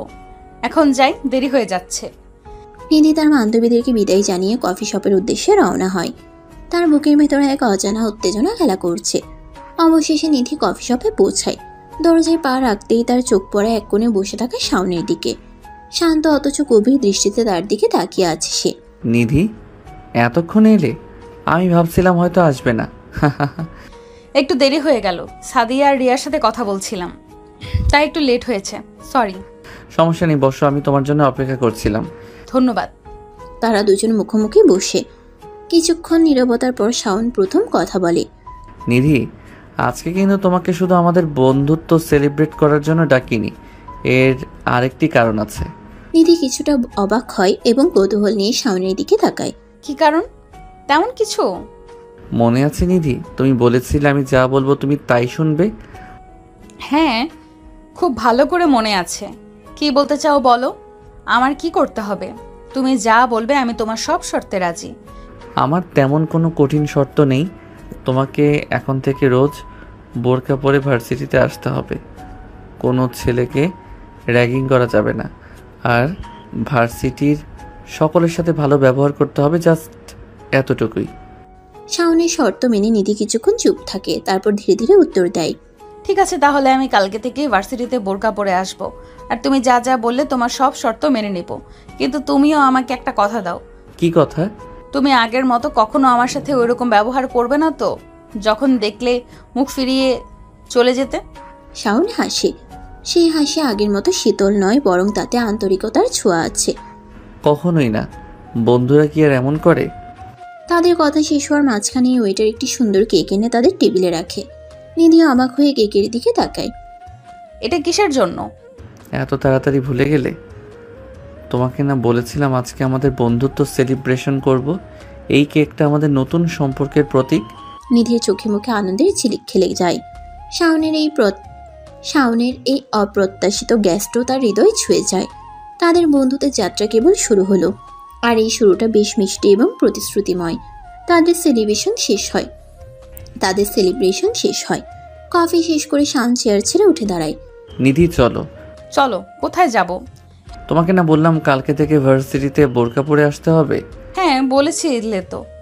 তাহলে তোমার কি বোরকা আছে? না, নেই তো। তাই তো তোমাকে নিয়ে এখন বোরকা কিনতে যাব। তুমি কি যাবে না? শাওনের অপ্রত্যাশিত প্রস্তাবে নিধির মুখে হাসি ফুটে ওঠে। অবশ্যই যাব, চলো। তারপর তারা একসাথে রওনা হয় শহরের এক বড় শপিং মলের উদ্দেশ্যে। তাদের বন্ধুত্বটা যেন এক নতুন রঙে সেজে উঠেছে, যেখানে একে অপরের প্রতি কেয়ার আর সম্মানের ছোঁয়া স্পষ্ট। বোরকা কেনাটা হয়তো একটা বাহানা, আসলে তারা একে অপরের সাথে আরো কিছুটা সময় কাটাতে চায়, নিজেদের নতুন সম্পর্কের উষ্ণতা অনুভব করতে চায়। নিধির মনে আনন্দের ঢেউ লাগে, আর শাওনের চোখেও এক ধরনের স্নিগ্ধতা দেখা যায়। তাদের পথ চলা কেবল শুরু, আর এই পথ কোথায় গিয়ে শেষ হবে তা হয়তো সময়ই বলে দেবে। তারা দুজন শপিং মলে পৌঁছায়। শাওন নিধিকে বিভিন্ন বোরকার দোকানে নিয়ে যায়। নিধি প্রথমে কিছুটা অস্বস্তি বোধ করলেও শাওনের আন্তরিক ব্যবহারে ধীরে ধীরে স্বাভাবিক হয়। শাওন আগ্রহ নিয়ে বিভিন্ন ডিজাইন ও রঙের বোরকা দেখাচ্ছিল, নিধিকে তার পছন্দের বোরকা বেছে নিতে সাহায্য করছিল। দেখো তো নিধি, এই কালো বোরকাটা কেমন লাগছে? এমব্রয়ডারির কাজটা বেশ সুন্দর। হ্যাঁ, দেখতে তো ভালোই, কিন্তু কালো রংটা আমার তেমন পছন্দ না। অন্য কোনো হালকা রং দেখলে ভালো লাগতো। ঠিক আছে, চলো ওই দোকানে যাই। ওখানে মনে হয় কিছু হালকা রঙের বোরকা আছে। তারা অন্য একটি দোকানে যায়। সেখানে শাওন একটি হালকা আকাশি রঙের বোরকা বের করে নিধিকে দেখায়। এই রংটা দেখো, তোমার পরলে খুব মানাবে। হ্যাঁ, এটা তো বেশ সুন্দর, আর রংটাও আমার পছন্দের। তাহলে এটাই নাও। আর দেখো, এর সাথে ম্যাচিং করে একটা নেকাবও আছে। নিধি এবং শাওন মিলে তাদের পছন্দসই বোরকা ও নেকাব কেনে। কেনাকাটার সময় তারা একে অপরের সাথে বিভিন্ন বিষয়ে কথা বলে, হাসে। তাদের মধ্যে বন্ধুত্বের বন্ধন আরও দৃঢ় হয়। কেনাকাটা শেষে যখন তারা শপিং মল থেকে বের হয়, তখন সন্ধ্যা নেমে এসেছে। চলো নিধি, তোমাকে তোমার বাড়িতে পৌঁছে দেই। হ্যাঁ চলো ভেতর। শাওন নিধিকে তার বাড়ির দিকে নিয়ে যায়। রাস্তায় তারা দিনের বিভিন্ন ঘটনা নিয়ে আলোচনা করে। নিধির মন আজ আনন্দে পরিপূর্ণ। শাওনের সাথে তার সম্পর্কের নতুন সূচনা হয়েছে, আর এই সম্পর্ক তার জীবনে এক নতুন আলো নিয়ে এসেছে। নিধির বাড়ির সামনে পৌঁছে শাওন থামে। ধরে আসবে না? আমার বান্ধবীরাও আছে, তোমার সাথে আলাপ করিয়ে দেব। আজ থাক নিধি, অন্য একদিন নিশ্চয়ই আসবো। আজ আমার কিছু কাজ আছে। ও ঠিক আছে, তাহলে কাল দেখা হবে ভার্সিটিতে। হ্যাঁ, কাল দেখা হবে। সাবধানে থেকো। তারা দুজন একে অপরের দিকে তাকিয়ে মৃদু হাসে। তারপর শাওন বিদায় নিয়ে নিজের পথে হাঁটা শুরু করে, আর নিধি তার বাড়ির গেটের দিকে এগিয়ে যায়। তাদের প্রথম বন্ধুত্বের দিনের সুন্দর স্মৃতি তাদের দুজনের মনেই গেঁথে থাকে। সেদিন রাতে ঘুমাতে যাওয়ার আগে নিধির মনটা এক অদ্ভুত ভালো লাগায় ভরেছিল। বিছানায় গায়ে লিয়ে দিলেও ঘুম যেন তার চোখের পাতায় আসতে চাইছিল না। বারবার তার মনে ভেসে উঠছিল শাওনের সাথে কাটানো আজকের মুহূর্তগুলো। কফি শপে তাদের প্রথম আন্তরিক কথোপকথন, শাওনের সেই মৃদু হাসি, আর বোরকা কেনার সময় তার আগ্রহ আর সাহায্য করার আন্তরিকতা। সবকিছু যেন এক মিষ্টি স্বপ্নের মতো তার মনের পর্দায় ভেসে বেড়াচ্ছিল। আকাশি রঙের বোরকাটা পাশে রাখা, নিধি আলতো করে সেটা ছুঁয়ে দেখে। এই বোরকাটা শুধু একটি পোশাক নয়, এটা যেন শাওনের সাথে তার বন্ধুত্বের প্রথম ট্যানজিবল নিদর্শন। কাল থেকে সে এটা পরে ভার্সিটিতে যাবে, ভাবতেই তার ঠোঁটের কোণে হাসি ফোটে। শাওনের আপনি থেকে তুমিতে আসাটা নিধির কাছে যেন একটা বিশাল পরিবর্তন। সেই কাঠিন্যের আবরণ ভেদ করে শাওনের ভেতরের বন্ধুসুলভ মানুষটাকে দেখতে পেয়ে তার মন কৃতজ্ঞতায় ভরে ওঠে। কফি শপে শাওনের শর্তগুলোও নিধি সানন্দে মেনে নিয়েছে। বোরকা পরা, শান্ত থাকা, এগুলো শাওনের অপছন্দ হলেও নিধির আপত্তি নেই, বরং শাওনের খুশির জন্য সে সবকিছু করতে রাজি। শপিং মলে শাওনের সাথে ঘোরাঘুরি করার সময় তাদের মধ্যে যে সহজ আর সাবলীল কথাবার্তা হয়েছিল তা নিধিকে বারবার রোমাঞ্চিত করছিল। মনে হচ্ছিল তারা যেন কতদিনের পরিচিত বন্ধু। শাওনের কেয়ারিং স্বভাব, তার পছন্দের প্রতি সম্মান সবকিছু নিধির মনে এক গভীর চাপ ফেলেছিল। শাওনের বাড়িতে না আসার সিদ্ধান্তের কথা মনে পড়লে প্রথমে একটু খারাপ লাগলেও পরক্ষণে নিধি ভাবে হয়তো সত্যিই তার কাজ ছিল। কাল তো আবার দেখা হবে ইউনিভার্সিটিতে। সেই মুহূর্তের অপেক্ষায় তার মন উচাটন হয়ে ওঠে। নিধির মনে হয় তাদের বন্ধুত্বটা যেন ধীরে ধীরে অন্য কোনো দিকে মোড় নিচ্ছে। শাওনের প্রতি তার সেই প্রথম দিনের বিরক্তি আর ঔদ্ধত্যের অনুভূতি এখন কোথায় যেন হারিয়ে গেছে। তার জায়গায় নিয়েছে এক গভীর ভালো লাগা, এক মিষ্টি আকর্ষণ। এই অনুভূতিটা ঠিক কি তা নিধি এখনো পুরোপুরি বুঝতে না পারলেও এর উষ্ণতা সে প্রতি মুহূর্তে অনুভব করতে পারছে। রাতে নীরবতায় নিধি তার বালিশে মুখ গুজে হাসে। আজকের দিনটা তার জীবনের এক নতুন বাঁক। শাওনের বন্ধুত্ব তার জীবনে এক নতুন আলো নিয়ে এসেছে, আর এই আলোয় সে এক নতুন স্বপ্ন দেখতে শুরু করেছে। সেই স্বপ্ন কত দূর যাবে তা হয়তো সময়ই বলবে, কিন্তু আপাতত নিধির মন শান্তিতে ভরে ওঠে। আর এক মিষ্টি আবেশের মধ্যে তার চোখে ধীরে ধীরে ঘুম নেমে আসে। পরের দিন সকালে নিধি যখন বোরকা পরে ভার্সিটিতে যাওয়ার জন্য প্রস্তুত হয়, তখন তার বাবা মা তাদের মেয়ের এই অপ্রত্যাশিত পরিবর্তন দেখে বেশ বিস্মিত হন। যে মেয়েটা আধুনিক পোশাকে স্বাচ্ছন্দ্য ছিল, আজ তার সারা শরীর আবৃত। এই কি নিধি, তুই এটা কি পরেছিস? হ্যাঁ মা, এটা তো বোরকা মনে হচ্ছে। হঠাৎ করে তোর এমন পরিবর্তন, কোনো সমস্যা হয়েছে? আরে না বাবা মা, কোনো সমস্যা হয়নি। আসলে আমার মনে হলো এখন থেকে এটাই পড়ি, ভালো লাগছে আমার। বাবা মা মেয়ের কথায় পুরোপুরি সন্তুষ্ট না হলেও তার ইচ্ছের বিরুদ্ধে কিছু বলেন না। নিধি বোরকা পরে ভার্সিটির উদ্দেশ্যে রওনা হয়। ভার্সিটিতে প্রবেশ করার পর নিধির সাথে তার দুই বান্ধবী রিয়া আর সাদিয়ার দেখা হয়। নিধিকে বোরকা পরা অবস্থায় দেখে তারা রীতিমতো অবাক হয়ে যায়। এ নিধি, এ কি নিধি, তুই এটা কি পড়েছিস? আমরা তো বিশ্বাসই করতে পারছি না। হ্যাঁ রে, কালো তো তোকে এমন দেখিনি, হঠাৎ এই পরিবর্তন, কিছু তো বুঝলাম না। আরে বোকা মেয়েরা, এত অবাক হওয়ার কি আছে? আসলে কালকে শাওনের সাথে আমার যা কথা হলো, তারপর মনে হলো এটাই ভালো। সায়ন, ও কি বলছে তোকে? খুলে বলতো। নিধি তখন কালকের কফি শপে শাওনের সাথে তার সমস্ত কথোপকথন তাদের খুলে বলে। শাওনের বোরকা পরার শর্ত এবং তার নিজের সম্মতির কথা শুনে রিয়া আর সাদিয়া প্রথমে কিছুটা অবাক হলেও পরে তারা নিধির ইচ্ছাকে সম্মান জানায়। তার মানে আমাদের দুলাভাইয়ের কথাতেই এই পরিবর্তন? বাহ, প্রেম কি না পারে। কিন্তু নিধি, তুই সত্যি বোরখা পরতে রাজি হয়ে গেলি? তোর তো আগে এসব একদম পছন্দ ছিল না। আসলে শাওন যখন বলল, আমার মনে হলো ওর ভালো লাগাতেই আমার ভালো লাগা। আর তাছাড়া আমার এখন মনে হচ্ছে এটা খারাপ না। উফ, প্রেমিকার মন। যাই হোক, তোকে কিন্তু বোরখাতেও বেশ মানিয়েছে, বুঝলি? হ্যাঁ, একদম অন্যরকম লাগছে তোকে। ঠিক সেই মুহূর্তে নিধি দেখতে পায় শাওন গেট দিয়ে ভার্সিটিতে প্রবেশ করছে। নিধি দ্রুত তার দিকে এগিয়ে যায়। নিধিকে এভাবে অর্থাৎ বোরকা পরা অবস্থায় দেখে শাওনের মুখে এক উজ্জ্বল হাসি ফুটে ওঠে। আমাকে কেমন দেখাচ্ছে? নিধির প্রশ্নের উত্তরে শাওনের চোখ তার দিকে মুগ্ধতায় ভরে ওঠে। তোমাকে অসাধারণ দেখাচ্ছে নিধি। বিশ্বাস করো, এই পোশাকে তোমার সৌন্দর্য আরও বেশি ফুটে উঠেছে। আমার খুব ভালো লাগছে। শাওনের প্রশংসায় নিধির মুখ লজ্জায় লাল হয়ে যায়। তার মনে হয় শাওনের কাছে তার এই পরিবর্তন সত্যিই মূল্যবান হয়েছে। এভাবেই বেশ কিছুদিন কেটে যায়।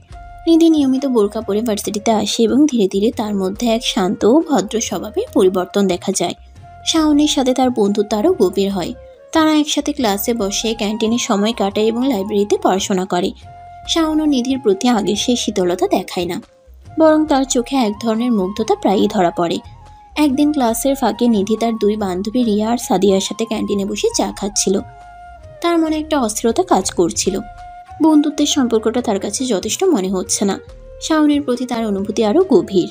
তোরা শোন, আমি একটা কথা ভাবছি। কি ব্যাপার নিধি, তোর মুখটা এমন শুকনো কেন? আবার কিছু হয়েছে? হ্যাঁ রে, সব ঠিক তো? আসলে আমি আর শাওনের সাথে শুধু বন্ধু হিসেবে থাকতে পারছি না। আমার মনে হয় ওর প্রতি আমার অন্যরকম অনুভূতি জন্ম নিয়েছে। মানে তুই কি সায়নকে ভালোবাসিস? হ্যাঁ, আমার মনে হয় তাই। প্রথম দিকে ওর ঔদ্ধত্যে বিরক্ত হলেও ধীরে ধীরে ওর সরলতা, ওর স্পষ্ট কথা বলার ভঙ্গি আর আমার জন্য ওর কেয়ারিং নেচার আমার মন জয় করে নিয়েছে। Wow, finally! তাহলে আর দেরি করছিস কেন? প্রপোজ করে দে। প্রপোজ? কিন্তু যদি ও রাজি না হয়, আমাদের বন্ধুত্বটাও তো ভেঙে যাবে। আরে বোকা মেয়ে, তুই কি দেখিসনি সায়নের চোখে তোর জন্য অন্যরকম একটা টান আছে? যেভাবে ও তোর সাথে কথা বলে, যেভাবে তোর খেয়াল রাখে, সেটা তো শুধু বন্ধুত্বের মতো নয়। আমার তো মনে হয় ও তোকে পছন্দ করে। একদম ঠিক বলেছিস রিয়া। আর তুই যদি তোর মনের কথা ওনাকে না জানাস তাহলে তোর সারা জীবন একটা আফসোস থেকে যাবে। আমার মনে হয় তোর প্রপোজ করা উচিত। কিন্তু কিভাবে প্রপোজ করব? আমার তো এসবের কোনো অভিজ্ঞতা নেই। চিন্তা করিস না, আমরা আছি তো। আমরা তোকে একটা দারুণ প্রপোজাল প্ল্যান করে দেবো। তুই শুধু আমাদের কথা মতো কাজ করবি। হ্যাঁ, একটা রোমান্টিক সারপ্রাইজ দেব আমরা সায়নকে। ও তো একদম ফিদা হয়ে যাবে। কি বলিস নিধি, রাজি? তোরা যখন আছিস আমার সাথে তখন ভয় কিসের? ঠিক আছে, তাহলে তোরাই আমার প্রপোজালের প্ল্যান করে দে। নিধি তার বান্ধবীর দিকে তাকিয়ে আশার আলো দেখতে পায়। তার মনে সাহস ফিরে আসে। শাওনের প্রতি তার ভালোবাসার কথা জানানোর জন্য সে এখন প্রস্তুত। তার বান্ধবীরা যখন তার পাশে আছে তখন সবকিছু সম্ভব বলে মনে হয়। এখন দেখার পালা তাদের তৈরি করা প্রপোজাল প্ল্যান শাওনের হৃদয় ছুঁতে পারে কিনা। সেদিন রাতে নিধির চোখে ঘুম আসতে চায় না। তার মনের আনাচে কানাচে শুধু শাওনের মুখ আর তাদের আগামীকালের ঘুরতে যাওয়ার পরিকল্পনা। প্রথমে একটু দ্বিধা লাগলেও শাওনের আন্তরিক আগ্রহে সে রাজি হয়েছে। এই প্রথম তারা বন্ধুত্বের বাইরে কোথাও একা সময় কাটাবে। এই ভাবনাতেই তার শরীরে এক মিষ্টি শিহরণ বয়ে যাচ্ছে। কখন সকাল হবে, কখন সে শাওনের সাথে দেখা করবে, এই উত্তেজনায় তার রাত কাটে বিনিদ্র। পরের দিন সকালে নিধি যখন আয়নার সামনে দাঁড়িয়ে নিজেকে শেষবারের মতো দেখছিল তখনই তার ফোন বেজে ওঠে। স্ক্রিনে শাওনের নাম দেখে তার হৃদস্পন্দন বেড়ে যায়। হ্যালো নিধি, রেডি তো? আজকে আমরা কোথায় দেখা করছি মনে আছে? হ্যাঁ শাওন, মনে আছে। রূপসাগর পার্ক। তুমি কখন আসবে? আমি তো প্রায় পৌঁছে গেছি। তুমি কখন বের হচ্ছ? আমি আর কিছুক্ষণের মধ্যেই বের হব। তাহলে গেটে দেখা হচ্ছে। হ্যাঁ, গেটে অপেক্ষা করব। তারা দুজনে কল কেটে দেয়। নিধির মনে একটা উত্তেজনা। আজ যেন সবকিছু একটু অন্যরকম। কিছুক্ষণের মধ্যেই নিধি রূপসাগর পার্কের গেটে এসে পৌঁছায়। গেটের বাইরে দাঁড়িয়ে শাওন অপলক দৃষ্টিতে তার দিকে তাকিয়েছিল। নিধির পরনে সাধারণ পোশাক, তবে তার চোখে মুখে আছে এক অন্যরকম উজ্জ্বলতা। শাওনের মুগ্ধ দৃষ্টি দেখে নিধির ঘোর ভাঙে। কি ব্যাপার, এভাবে কি দেখছো? আজকে তোমাকে অন্য দিনের চেয়েও অনেক সুন্দর লাগছে। শাওনের অকপট প্রশংসায় নিধির গাল দুটো লজ্জায় লাল হয়ে ওঠে। ধন্যবাদ, চলো ভেতরে যাই। হ্যাঁ চলো। তারা দুজন একসাথে রূপসাগর পার্কের সবুজ চত্বরে প্রবেশ করে। চারপাশের মনোরম প্রকৃতি আর তাদের নীরব সান্নিধ্য এক নতুন রূপ সম্পর্কের ইঙ্গিত দেয়। নিধির মনে ক্ষীণ আশা জাগে, হয়তো আজকের দিনটি তাদের বন্ধুত্বের সীমানা পেরিয়ে অন্য কোনো নতুন দিগন্তে পাড়ি দেবে। পার্কে কিছুক্ষণ সময় কাটানোর পর নিধি শাওনকে নিয়ে ধীরে ধীরে পার্কের এক নির্জন কোণে যায়, যেখানে সবুজ ঘাসের গালিচা আর রঙিন ফুলের বাগান এক মনোরম পরিবেশ সৃষ্টি করেছে। এদিকে কেন আসলে নিধি? এখানে তো তেমন কেউ নেই। নিধি শাওনের দিকে গভীর মমতায় তাকায়। তার চোখে আজ আর সেই রাগী বা জেদি ভাব নেই। সেখানে শুধুই ভালোবাসা আর প্রত্যাশার আলো ঝলমল করছে। ধীরে ধীরে কিছুটা নার্ভাস ভঙ্গিতে নিধি হাঁটু গেড়ে বসে। শাওন তার অপ্রত্যাশিত কাণ্ড দেখে অবাক হয়। শাওন, তুমি আমার জীবনে এক নতুন আলো নিয়ে এসেছো। প্রথম যেদিন তোমার সাথে আমার দেখা হয়েছিল তখন ভাবিনি আমাদের সম্পর্কটা এত দূর গড়াবে। তোমার স্পষ্ট কথা, তোমার সরলতা আর আমার প্রতি তোমার যে বন্ধুত্বের হাত বাড়িয়ে দিয়েছো, সবকিছু আমার মন ছুঁয়ে গেছে। শুধু বন্ধু হিসেবে নয়, আমি তোমাকে আমার জীবনসঙ্গী হিসেবে চাই। তুমি কি আমার হবে? শাওন নিধির প্রস্তাবনায় প্রথমে কিছুটা হতবাক হয়ে যায়। তার চোখে বিস্ময় আর আনন্দের মিশ্রণ দেখা যায়। সে কখনো ভাবেনি নিধি, সেই রাগী গুন্ডি মেয়েটি, এভাবে তার কাছে ভালোবাসার প্রস্তাব দেবে। কিছুক্ষণ নীরব থেকে শাওন ধীরে ধীরে নিধির দিকে এগিয়ে আসে এবং তাকে আলতো করে ধরে তোলে। নিধি, তুমি জানো না তোমার এই প্রস্তাব আমার কাছে কতটা অপ্রত্যাশিত আর আনন্দের। আমিও তোমাকে শুধু বন্ধু হিসেবে দেখিনি কখনো। তোমার ভেতরের সেই সরল সুন্দর মনটা কবে যে আমার হৃদয় জয় করে নিয়েছে তা আমি নিজেও জানি না। হ্যাঁ নিধি, আমি তোমার প্রস্তাবে রাজি। আমি তোমার হতে চাই। শাওনের স্বীকৃতিতে নিধির চোখ অশ্রু সজল হয়ে ওঠে। সে দ্রুত শাওনের হাত ধরে উঠে দাঁড়ায় এবং আবেগে আপ্লুত হয়ে তাকে শক্ত করে জড়িয়ে ধরে। শাওনও গভীর ভালোবাসায় নিধিকে বুকে টেনে নেয়। চারপাশের মনোরম প্রকৃতি যেন তাদের ভালোবাসার এই পবিত্র মুহূর্তে সাক্ষী থাকে। তাদের আলিঙ্গনে মিশে থাকে দীর্ঘ প্রতীক্ষা। নীরব ভালোবাসা আর এক নতুন সম্পর্কের উষ্ণতা। পার্কের নীরবতা ভেঙে শুধু তাদের হৃদস্পন্দনের আওয়াজ শোনা যায়, যা তাদের গভীর ভালোবাসার জানান দেয়। এই রোমান্টিক মুহূর্ত যেন তাদের জীবনের এক নতুন অধ্যায়ের সূচনা করে। তাদের আলিঙ্গন ভাঙে এক স্নিগ্ধ বাতাসে, যা পার্কের ফুলের সুবাস বয়ে আনছিল। নিধি আলতো করে শাওনের মুখের দিকে তাকায়, তার চোখে কৃতজ্ঞতা আর অফুরন্ত ভালোবাসা। শাওনও গভীর মায়ায় নিধির ভেজা চোখের দিকে তাকিয়ে থাকে। কাঁদছো কেন? এটা তো খুশির মুহূর্ত। হ্যাঁ, খুশির কান্না। আমি বিশ্বাস করতে পারছি না তুমি সত্যিই আমার হয়েছো। আমিও বিশ্বাস করতে পারছি না এত সহজে আমার জীবনের সবচেয়ে সুন্দর স্বপ্নটা সত্যি হয়ে গেল। তারা একে অপরের হাত ধরে পার্কের সবুজ ঘাসের উপর দিয়ে হেঁটে বেড়ায়। নীরবতা ভেঙে মাঝে মাঝে শুধু পাখির কলতান আর তাদের মৃদু ফিসফিসানি শোনা যায়। তাদের চোখে মুখে এক নতুন আভা, হৃদয়ে এক নতুন স্পন্দন। এক জায়গায় তারা একটি পুরনো গাছের নিচে বসে। শাওন নিধির হাত ধরে নিজের বুকের কাছে টেনে নেয়। নিধি আলতো করে শাওনের কাঁধে মাথা রাখে। আমার মনে হচ্ছে যেন আমি কোনো স্বপ্ন দেখছি। এটা স্বপ্ন নয় নিধি, এটা সত্যি। শাওন নিধির চুলে হাত বুলিয়ে দেয়। তারা কিছুক্ষণ নীরব থাকে, একে অপরের উষ্ণতা অনুভব করে। শাওন ধীরে ধীরে নিধির মুখটি তার দিকে ফেরায়। তাদের চোখাচোখি হয়, আর সেই দৃষ্টিতে মিশে থাকে গভীর ভালোবাসা আর অসীম প্রতিশ্রুতি। আমাদের ভালোবাসা সত্যি। তুমি জানো, প্রথম যেদিন তোমাকে বোরকা পরে ভার্সিটিতে আসতে দেখেছিলাম, সেদিন আমার মনে এক অদ্ভুত শান্তি অনুভব করেছিলাম। মনে হয়েছিল আমার দেখা সেই রাগী মেয়েটার ভেতরের সুন্দর মানুষটা যেন আজ বাইরে এসেছে। আর আমার মনে হচ্ছিল তোমার সব শর্ত মেনে নিয়ে আমি হয়তো ভুল করিনি। তুমি কখনো ভুল করনি নিধি। তোমার এই পরিবর্তন আমার মন জয় করে নিয়েছে আরো বেশি করে। শাওন নিধির হাত আরো শক্ত করে ধরে। তারা একে অপরের দিকে ঝুঁকে আসে, তাদের ঠোঁট একে অপরের সাথে মিশে এক গভীর ভালোবাসার স্পর্শে। চারপাশের প্রকৃতি যেন তাদের এই প্রথম প্রেমের স্পর্শকে আরো মধুময় করে তোলে। সময় যেন থমকে দাঁড়ায়, শুধু তাদের ভালোবাসার উষ্ণ শ্বাস আর হৃদস্পন্দনের শব্দ শোনা যায়।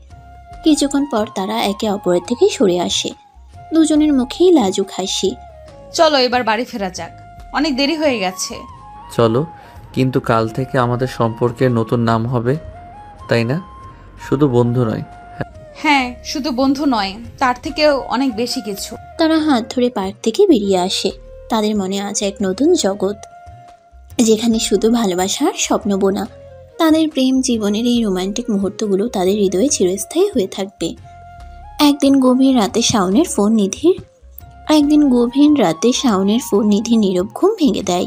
হ্যালো জান, কি করো? এই তো জান, এখন ঘুমাবো। তুমি কি করো? এত রাতে ফোন করেছো? আমিও ঘুমাবো ভাবছি, কিন্তু কিন্তু কি, কোনো সমস্যা হয়েছে? অনেক ইচ্ছে করে তোমাকে জড়িয়ে ধরে ঘুমাতে, তোমাকে আদর করতে। তোমাকে খুব মিস করছি নিধি। তাহলে আর দেরি কেন? আমাকে বিয়ে করে নাও, তখন তোমার ইচ্ছের পূর্ণতা পাবে, সব সময় আমার পাশে থাকতে পারবে। কিন্তু তোমার বাবা মা কি রাজি হবেন? তারা তো তোমাকে অনেক ভালোবাসেন। আমার মনে হয় না তারা এত তাড়াতাড়ি তোমাকে আমার হাতে তুলে দেবেন।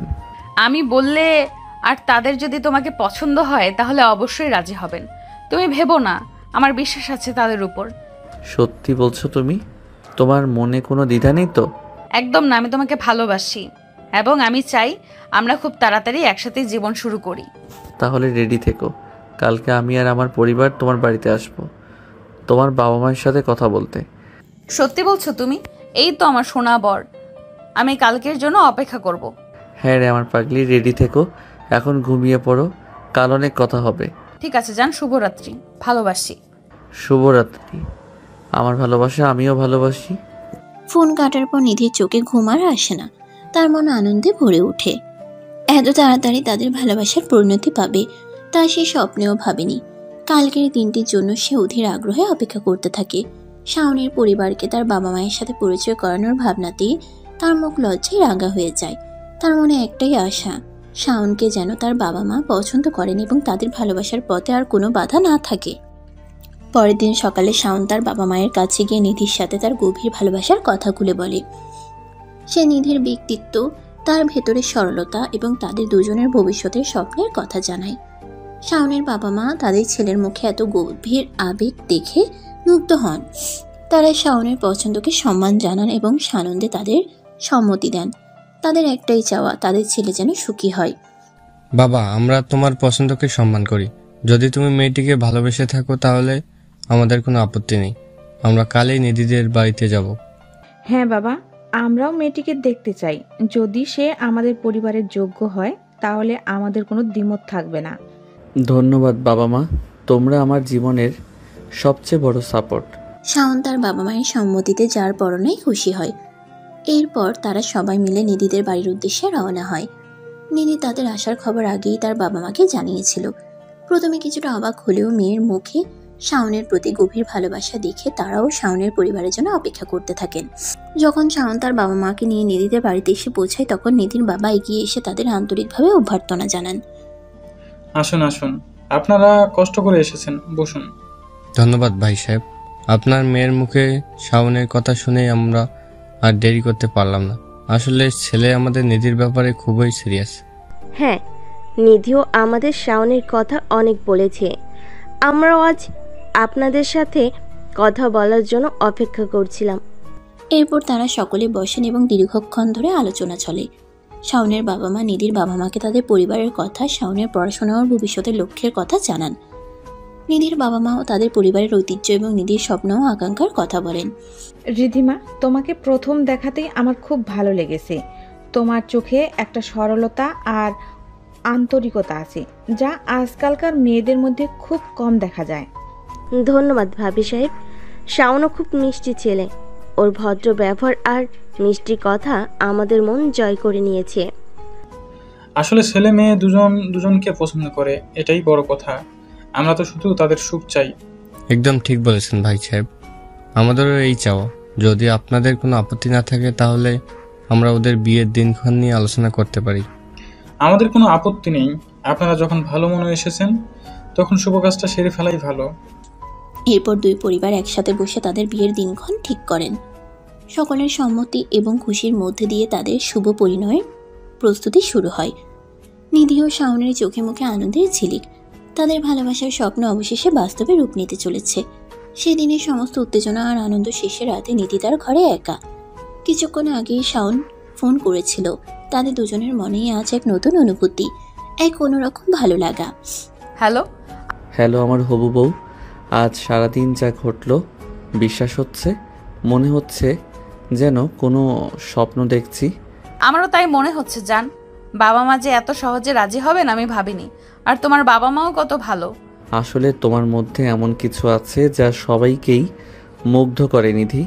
আমার বাবা মা তোমাকে প্রথম দেখাতেই ভালোবেসে ফেলেছেন। আর আমার তো তুমি সেই প্রথম দিন থেকে অন্যরকম লাগতে। তুমিও আমার কাছে খুব স্পেশাল শাওন। তোমার শান্ত স্বভাব, তোমার কেয়ারিং নেচার সব কিছু আমার হৃদয় ছুঁয়ে গেছে। ভাবতেই কেমন লাগছে। আর কিছুদিন পরেই আমরা দুজন এক হব। হ্যাঁ নিধি, সেই দিনের জন্য আমি অধীর আগ্রহে অপেক্ষা করছি। তোমাকে আমার পাশে আমার জীবনে পাওয়ার জন্য আর তর সইছে না। আমারও একই অবস্থা শাওন। মনে হচ্ছে সময় যেন আর কাটছেই না। শুধু তোমার হাত ধরে নতুন একটা জীবন শুরু করার অপেক্ষা। কালকে ভার্সিটিতে আসবে তো? অবশ্যই আসবো। তোমাকে না দেখলে আমার দিনটাই যেন খারাপ লাগে। আমার একই অবস্থা আমার জান। তোমাকে দেখার জন্য মনটা ছটফট করে। কালকে দেখা হলে আমাদের বিয়ের প্ল্যান নিয়ে আরও কিছু কথা বলবো। হ্যাঁ অবশ্যই, আমারও অনেক কিছুই বলার আছে। আচ্ছা আমার শোনাবো, এখন ঘুমাও, অনেক রাত হয়েছে, কালকে আবার কথা হবে। ঠিক আছে আমার ভালোবাসার মানুষ, শুভরাত্রি। ভালোবাসি।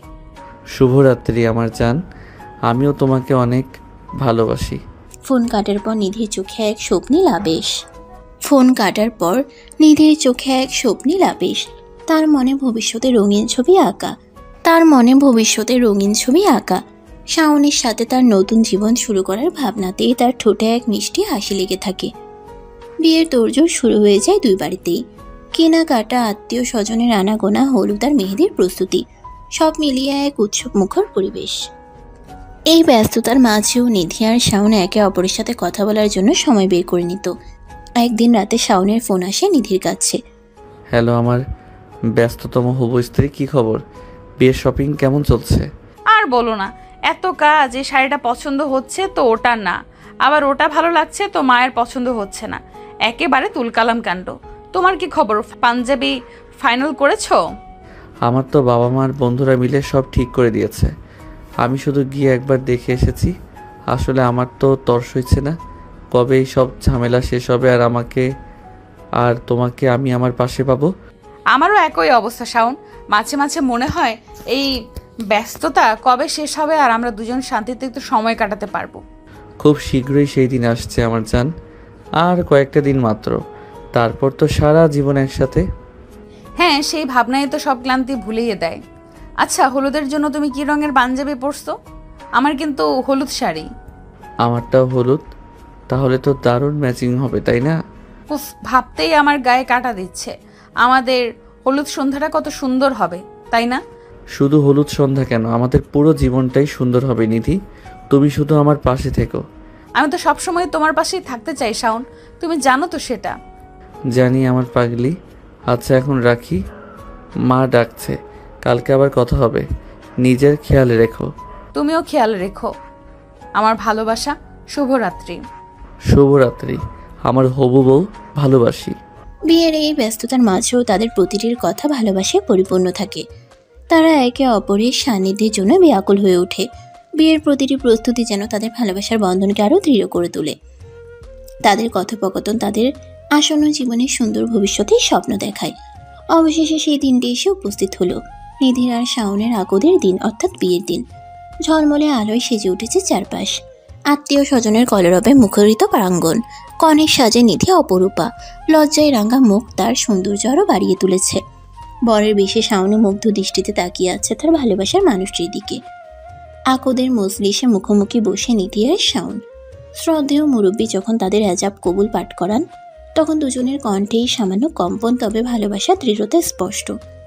কবুল বলার পর চারদিকে আনন্দের ঢেউ লাগে। আল্লাহ আকবার ধ্বনিতে ভরে ওঠে আকাশ। আকদ সম্পন্ন হওয়ার পর যখন নিধি আর শাওন পাশাপাশি বসেছিল, তখন নিধির বান্ধবীরা তাদের ঘিরে ধরে দুষ্টুমি শুরু করে। কিরা নিধি, সেই রাগী গুন্ডি মেয়ে আজ একদম শান্ত নববধূ রূপে বসে আছে, বিশ্বাস হচ্ছে না রে। আর দুলাভাইয়ের চোখ তো সরছেই না ভাবির দিক থেকে, ইক্স বলে কথা। তোরা থাম তো, যা খুশি বলিস না। তোমরা ওকে আর লজ্জা দিও না তো, আজ আমার জীবনের সবচেয়ে খুশির দিন।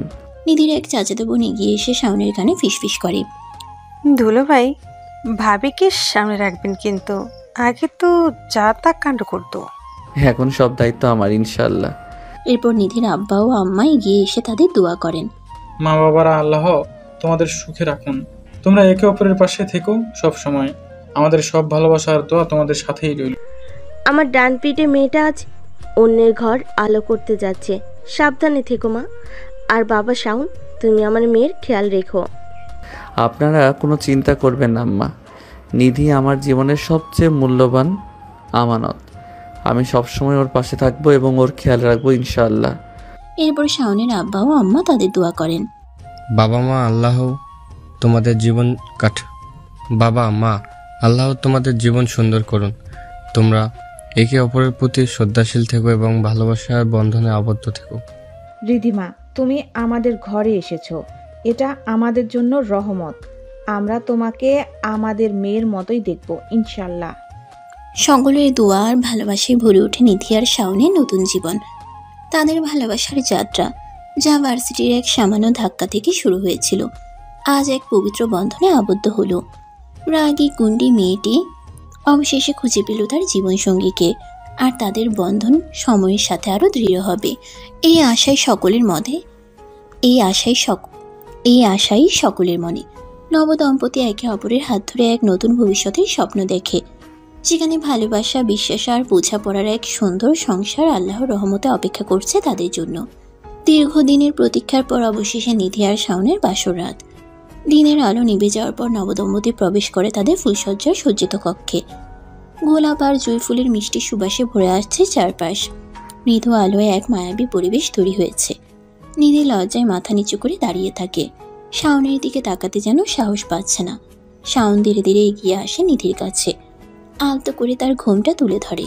নিধির মুখ লজ্জায় লাল হয়ে ওঠে, চোখের পাতা সামান্য কাঁপে। শাওনের চোখে গভীর ভালোবাসা আর মুগ্ধতা। অবশেষে তোমাকে আমার পাশে পেলাম নিধি। বিশ্বাস করো, এই মুহূর্তটার জন্য আমি কত অপেক্ষা করেছি। আমিও। শাওন আলতো করে নিধির হাত ধরে তাকে বিছানার দিকে নিয়ে যায়। তারা দুজন পাশাপাশি বসে কিছুক্ষণ নীরবতা বিরাজ করে, তবে সেই নীরবতা ভালোবাসার গভীরতায় পূর্ণ। শাওন নিধির চিবুক ধরে উঁচু করে। তুমি জানো, প্রথম যেদিন তোমাকে রাগী মেজাজে দেখেছিলাম, তখন ভাবিনি আমার জীবন এভাবে বদলে যাবে। তোমার ভেতরের সরলতা আর ভালোবাসার কাছে আমি পরাজিত হয়েছি। আর তোমার শান্ত স্বভাব আর আমার প্রতি তোমার ধৈর্য আমার জেদি মনকে শান্ত করেছে। তুমি আমার জীবনে না এলে হয়তো আমি কখনোই সত্যিকারের ভালোবাসার মানে বুঝতাম না। নিধি শাওনের হাত ধরে। শাওন তার এক হাত দিয়ে নিধির মুখ আলতো করে ছুঁয়ে দেয়। তাদের চোখ আবার মিলিত হয়, আর সেই দৃষ্টি বিনিময় যেন হাজারো না বলা কথা বলে যায়। ধীরে ধীরে শাওন নিধির কপালে গভীর ভালোবাসার পরশ এঁকে দেয়। আজ থেকে আমরা দুজন এক জীবনের অংশীদার। সুখ, দুঃখ, হাসি, কান্না সবকিছু আমরা একসাথে ভাগ করে নিব। আমি তোমাকে কথা দিচ্ছি, সবসময় তোমার পাশে থাকবো, তোমার খেয়াল রাখবো। আমিও তোমাকে কথা দিচ্ছি শাওন, তুমি আমার জীবনের প্রথম এবং শেষ ভালোবাসা। নিধি শাওনের বুকে মাথা রেখে কথাটি বলে। শাওন নিধিকে আরো কাছে টেনে নেয়। আজকে আমার ইচ্ছেটা পূর্ণতা পেয়েছে। আজকে আমি তোমাকে মন খুলে আদর করব। তোমাকে কি কেউ বারণ করেছে? শুরু করছো না কেন? কথাটি বলতেই দেরি হলো না শাওনের নিধির উপরে ঝাঁপিয়ে পড়তে। নিধি চোখ বন্ধ করে তার জুনিয়র স্বামীর আদর অনুভব করছিল। তখনই শাওন নিধির ঠোঁটে ঠোঁট বসিয়ে দেয়। কিছুক্ষণ পরে শাওন মেন কাজ শুরু করে। নিধি ব্যথায় আওয়াজ করবে, তখনই শাওন নিধির ঠোঁট দখল করে নেয়। নিধি শক্ত করে বিছানায় চাদর ধরে রেখেছে। ব্যাস দর্শক, আমি আর বলতে পারবো না। আমার বুঝি লজ্জা করে না? আর আপনারাও তো কম লুচু না যে আরেকজনের বাসরাত দেখছেন। বাসরাত দেখার এত ইচ্ছে থাকলে একটা বিয়ে করে নিন। তো এবার আমরা হ্যাপি এন্ডিংটা শুনে আসি, চলুন। তাদের বাহু ডোরে আবদ্ধ হয় দুটি হৃদয়, যারা দীর্ঘ পথ পেরিয়ে অবশেষে এক হয়েছে। রাতে নীরবতা ভেঙে তাদের গভীর ভালোবাসার উষ্ণ শ্বাস আর হৃদস্পন্দনের মৃদু শব্দ ভেসে আসে। ফুলসজ্জার রাতের মায়াবী পরিবেশে তাদের ভালোবাসার নতুন যাত্রা শুরু হয়, এক অনন্তকালের প্রতিশ্রুতি নিয়ে। সময়ের স্রোতে নিধি আর শাওনের ভালোবাসার বন্ধন আরও দৃঢ় হয়। তাদের দাম্পত্য জীবন সুখ শান্তিতে ভরে ওঠে। নিধির রাগী স্বভাব ধীরে ধীরে শান্ত হয়। ভালোবাসার পরশে তার ভেতরের কোমল মন আরও বিকশিত হয়। শাওনের ধৈর্য আর ভালোবাসায় নিধি খুঁজে পায় তার জীবনে নতুন অর্থ। তারা একে অপরের পরিপূরক হয়ে ওঠে, সুখে দুঃখে সবসময় পাশে থাকে। তাদের ভালোবাসার গল্প ক্যাম্পাসের আনাচে কানাচে ছড়িয়ে পড়ে।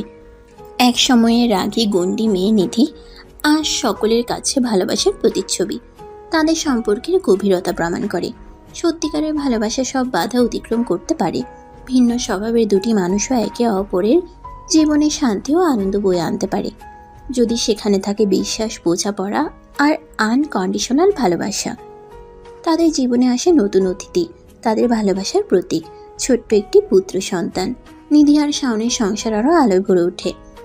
তারা তাদের সন্তানকে ভালোবাসার আলোয় বড় করে তোলে, যেখানে রাগ বা জেদের কোনো স্থান নেই। এই গল্পের শিক্ষা এটাই যে বাহ্যিক রুক্ষতা বা ভিন্ন স্বভাবের আড়ালে লুকিয়ে থাকতে পারে এক গভীর ভালোবাসা। প্রয়োজন শুধু সেই ভালোবাসাকে চেনার এবং ধৈর্যের সাথে তাকে লালন করার। ভালোবাসার শক্তি এতটাই অসীম যে তা যে কোনো কঠিন হৃদয়কে জয় করতে পারে এবং দুটি ভিন্ন মেরুর মানুষকে এক সুন্দর বন্ধনে আবদ্ধ করতে পারে। নিধি আর শাওনের গল্প সেই অমোঘ সত্যেরই প্রতিধ্বনি। তারা প্রমাণ করে সত্যিকারের ভালোবাসা সবসময় হ্যাপি এন্ডিংই নিয়ে আসে। তো দর্শক, আজকের গল্পটির থেকে এখানেই বিদায় নিচ্ছি। আর অপেক্ষা করুন পরবর্তী ভালোবাসার গল্পের জন্য। সেই পর্যন্ত সবাই ভালো থাকবেন এবং লাইক, কমেন্ট, শেয়ার করে আমাদের সাথেই থাকুন। আর নতুনরা কিন্তু সাবস্ক্রাইব করতে ভুলবেন না। আল্লাহ হাফেজ। সমাপ্ত।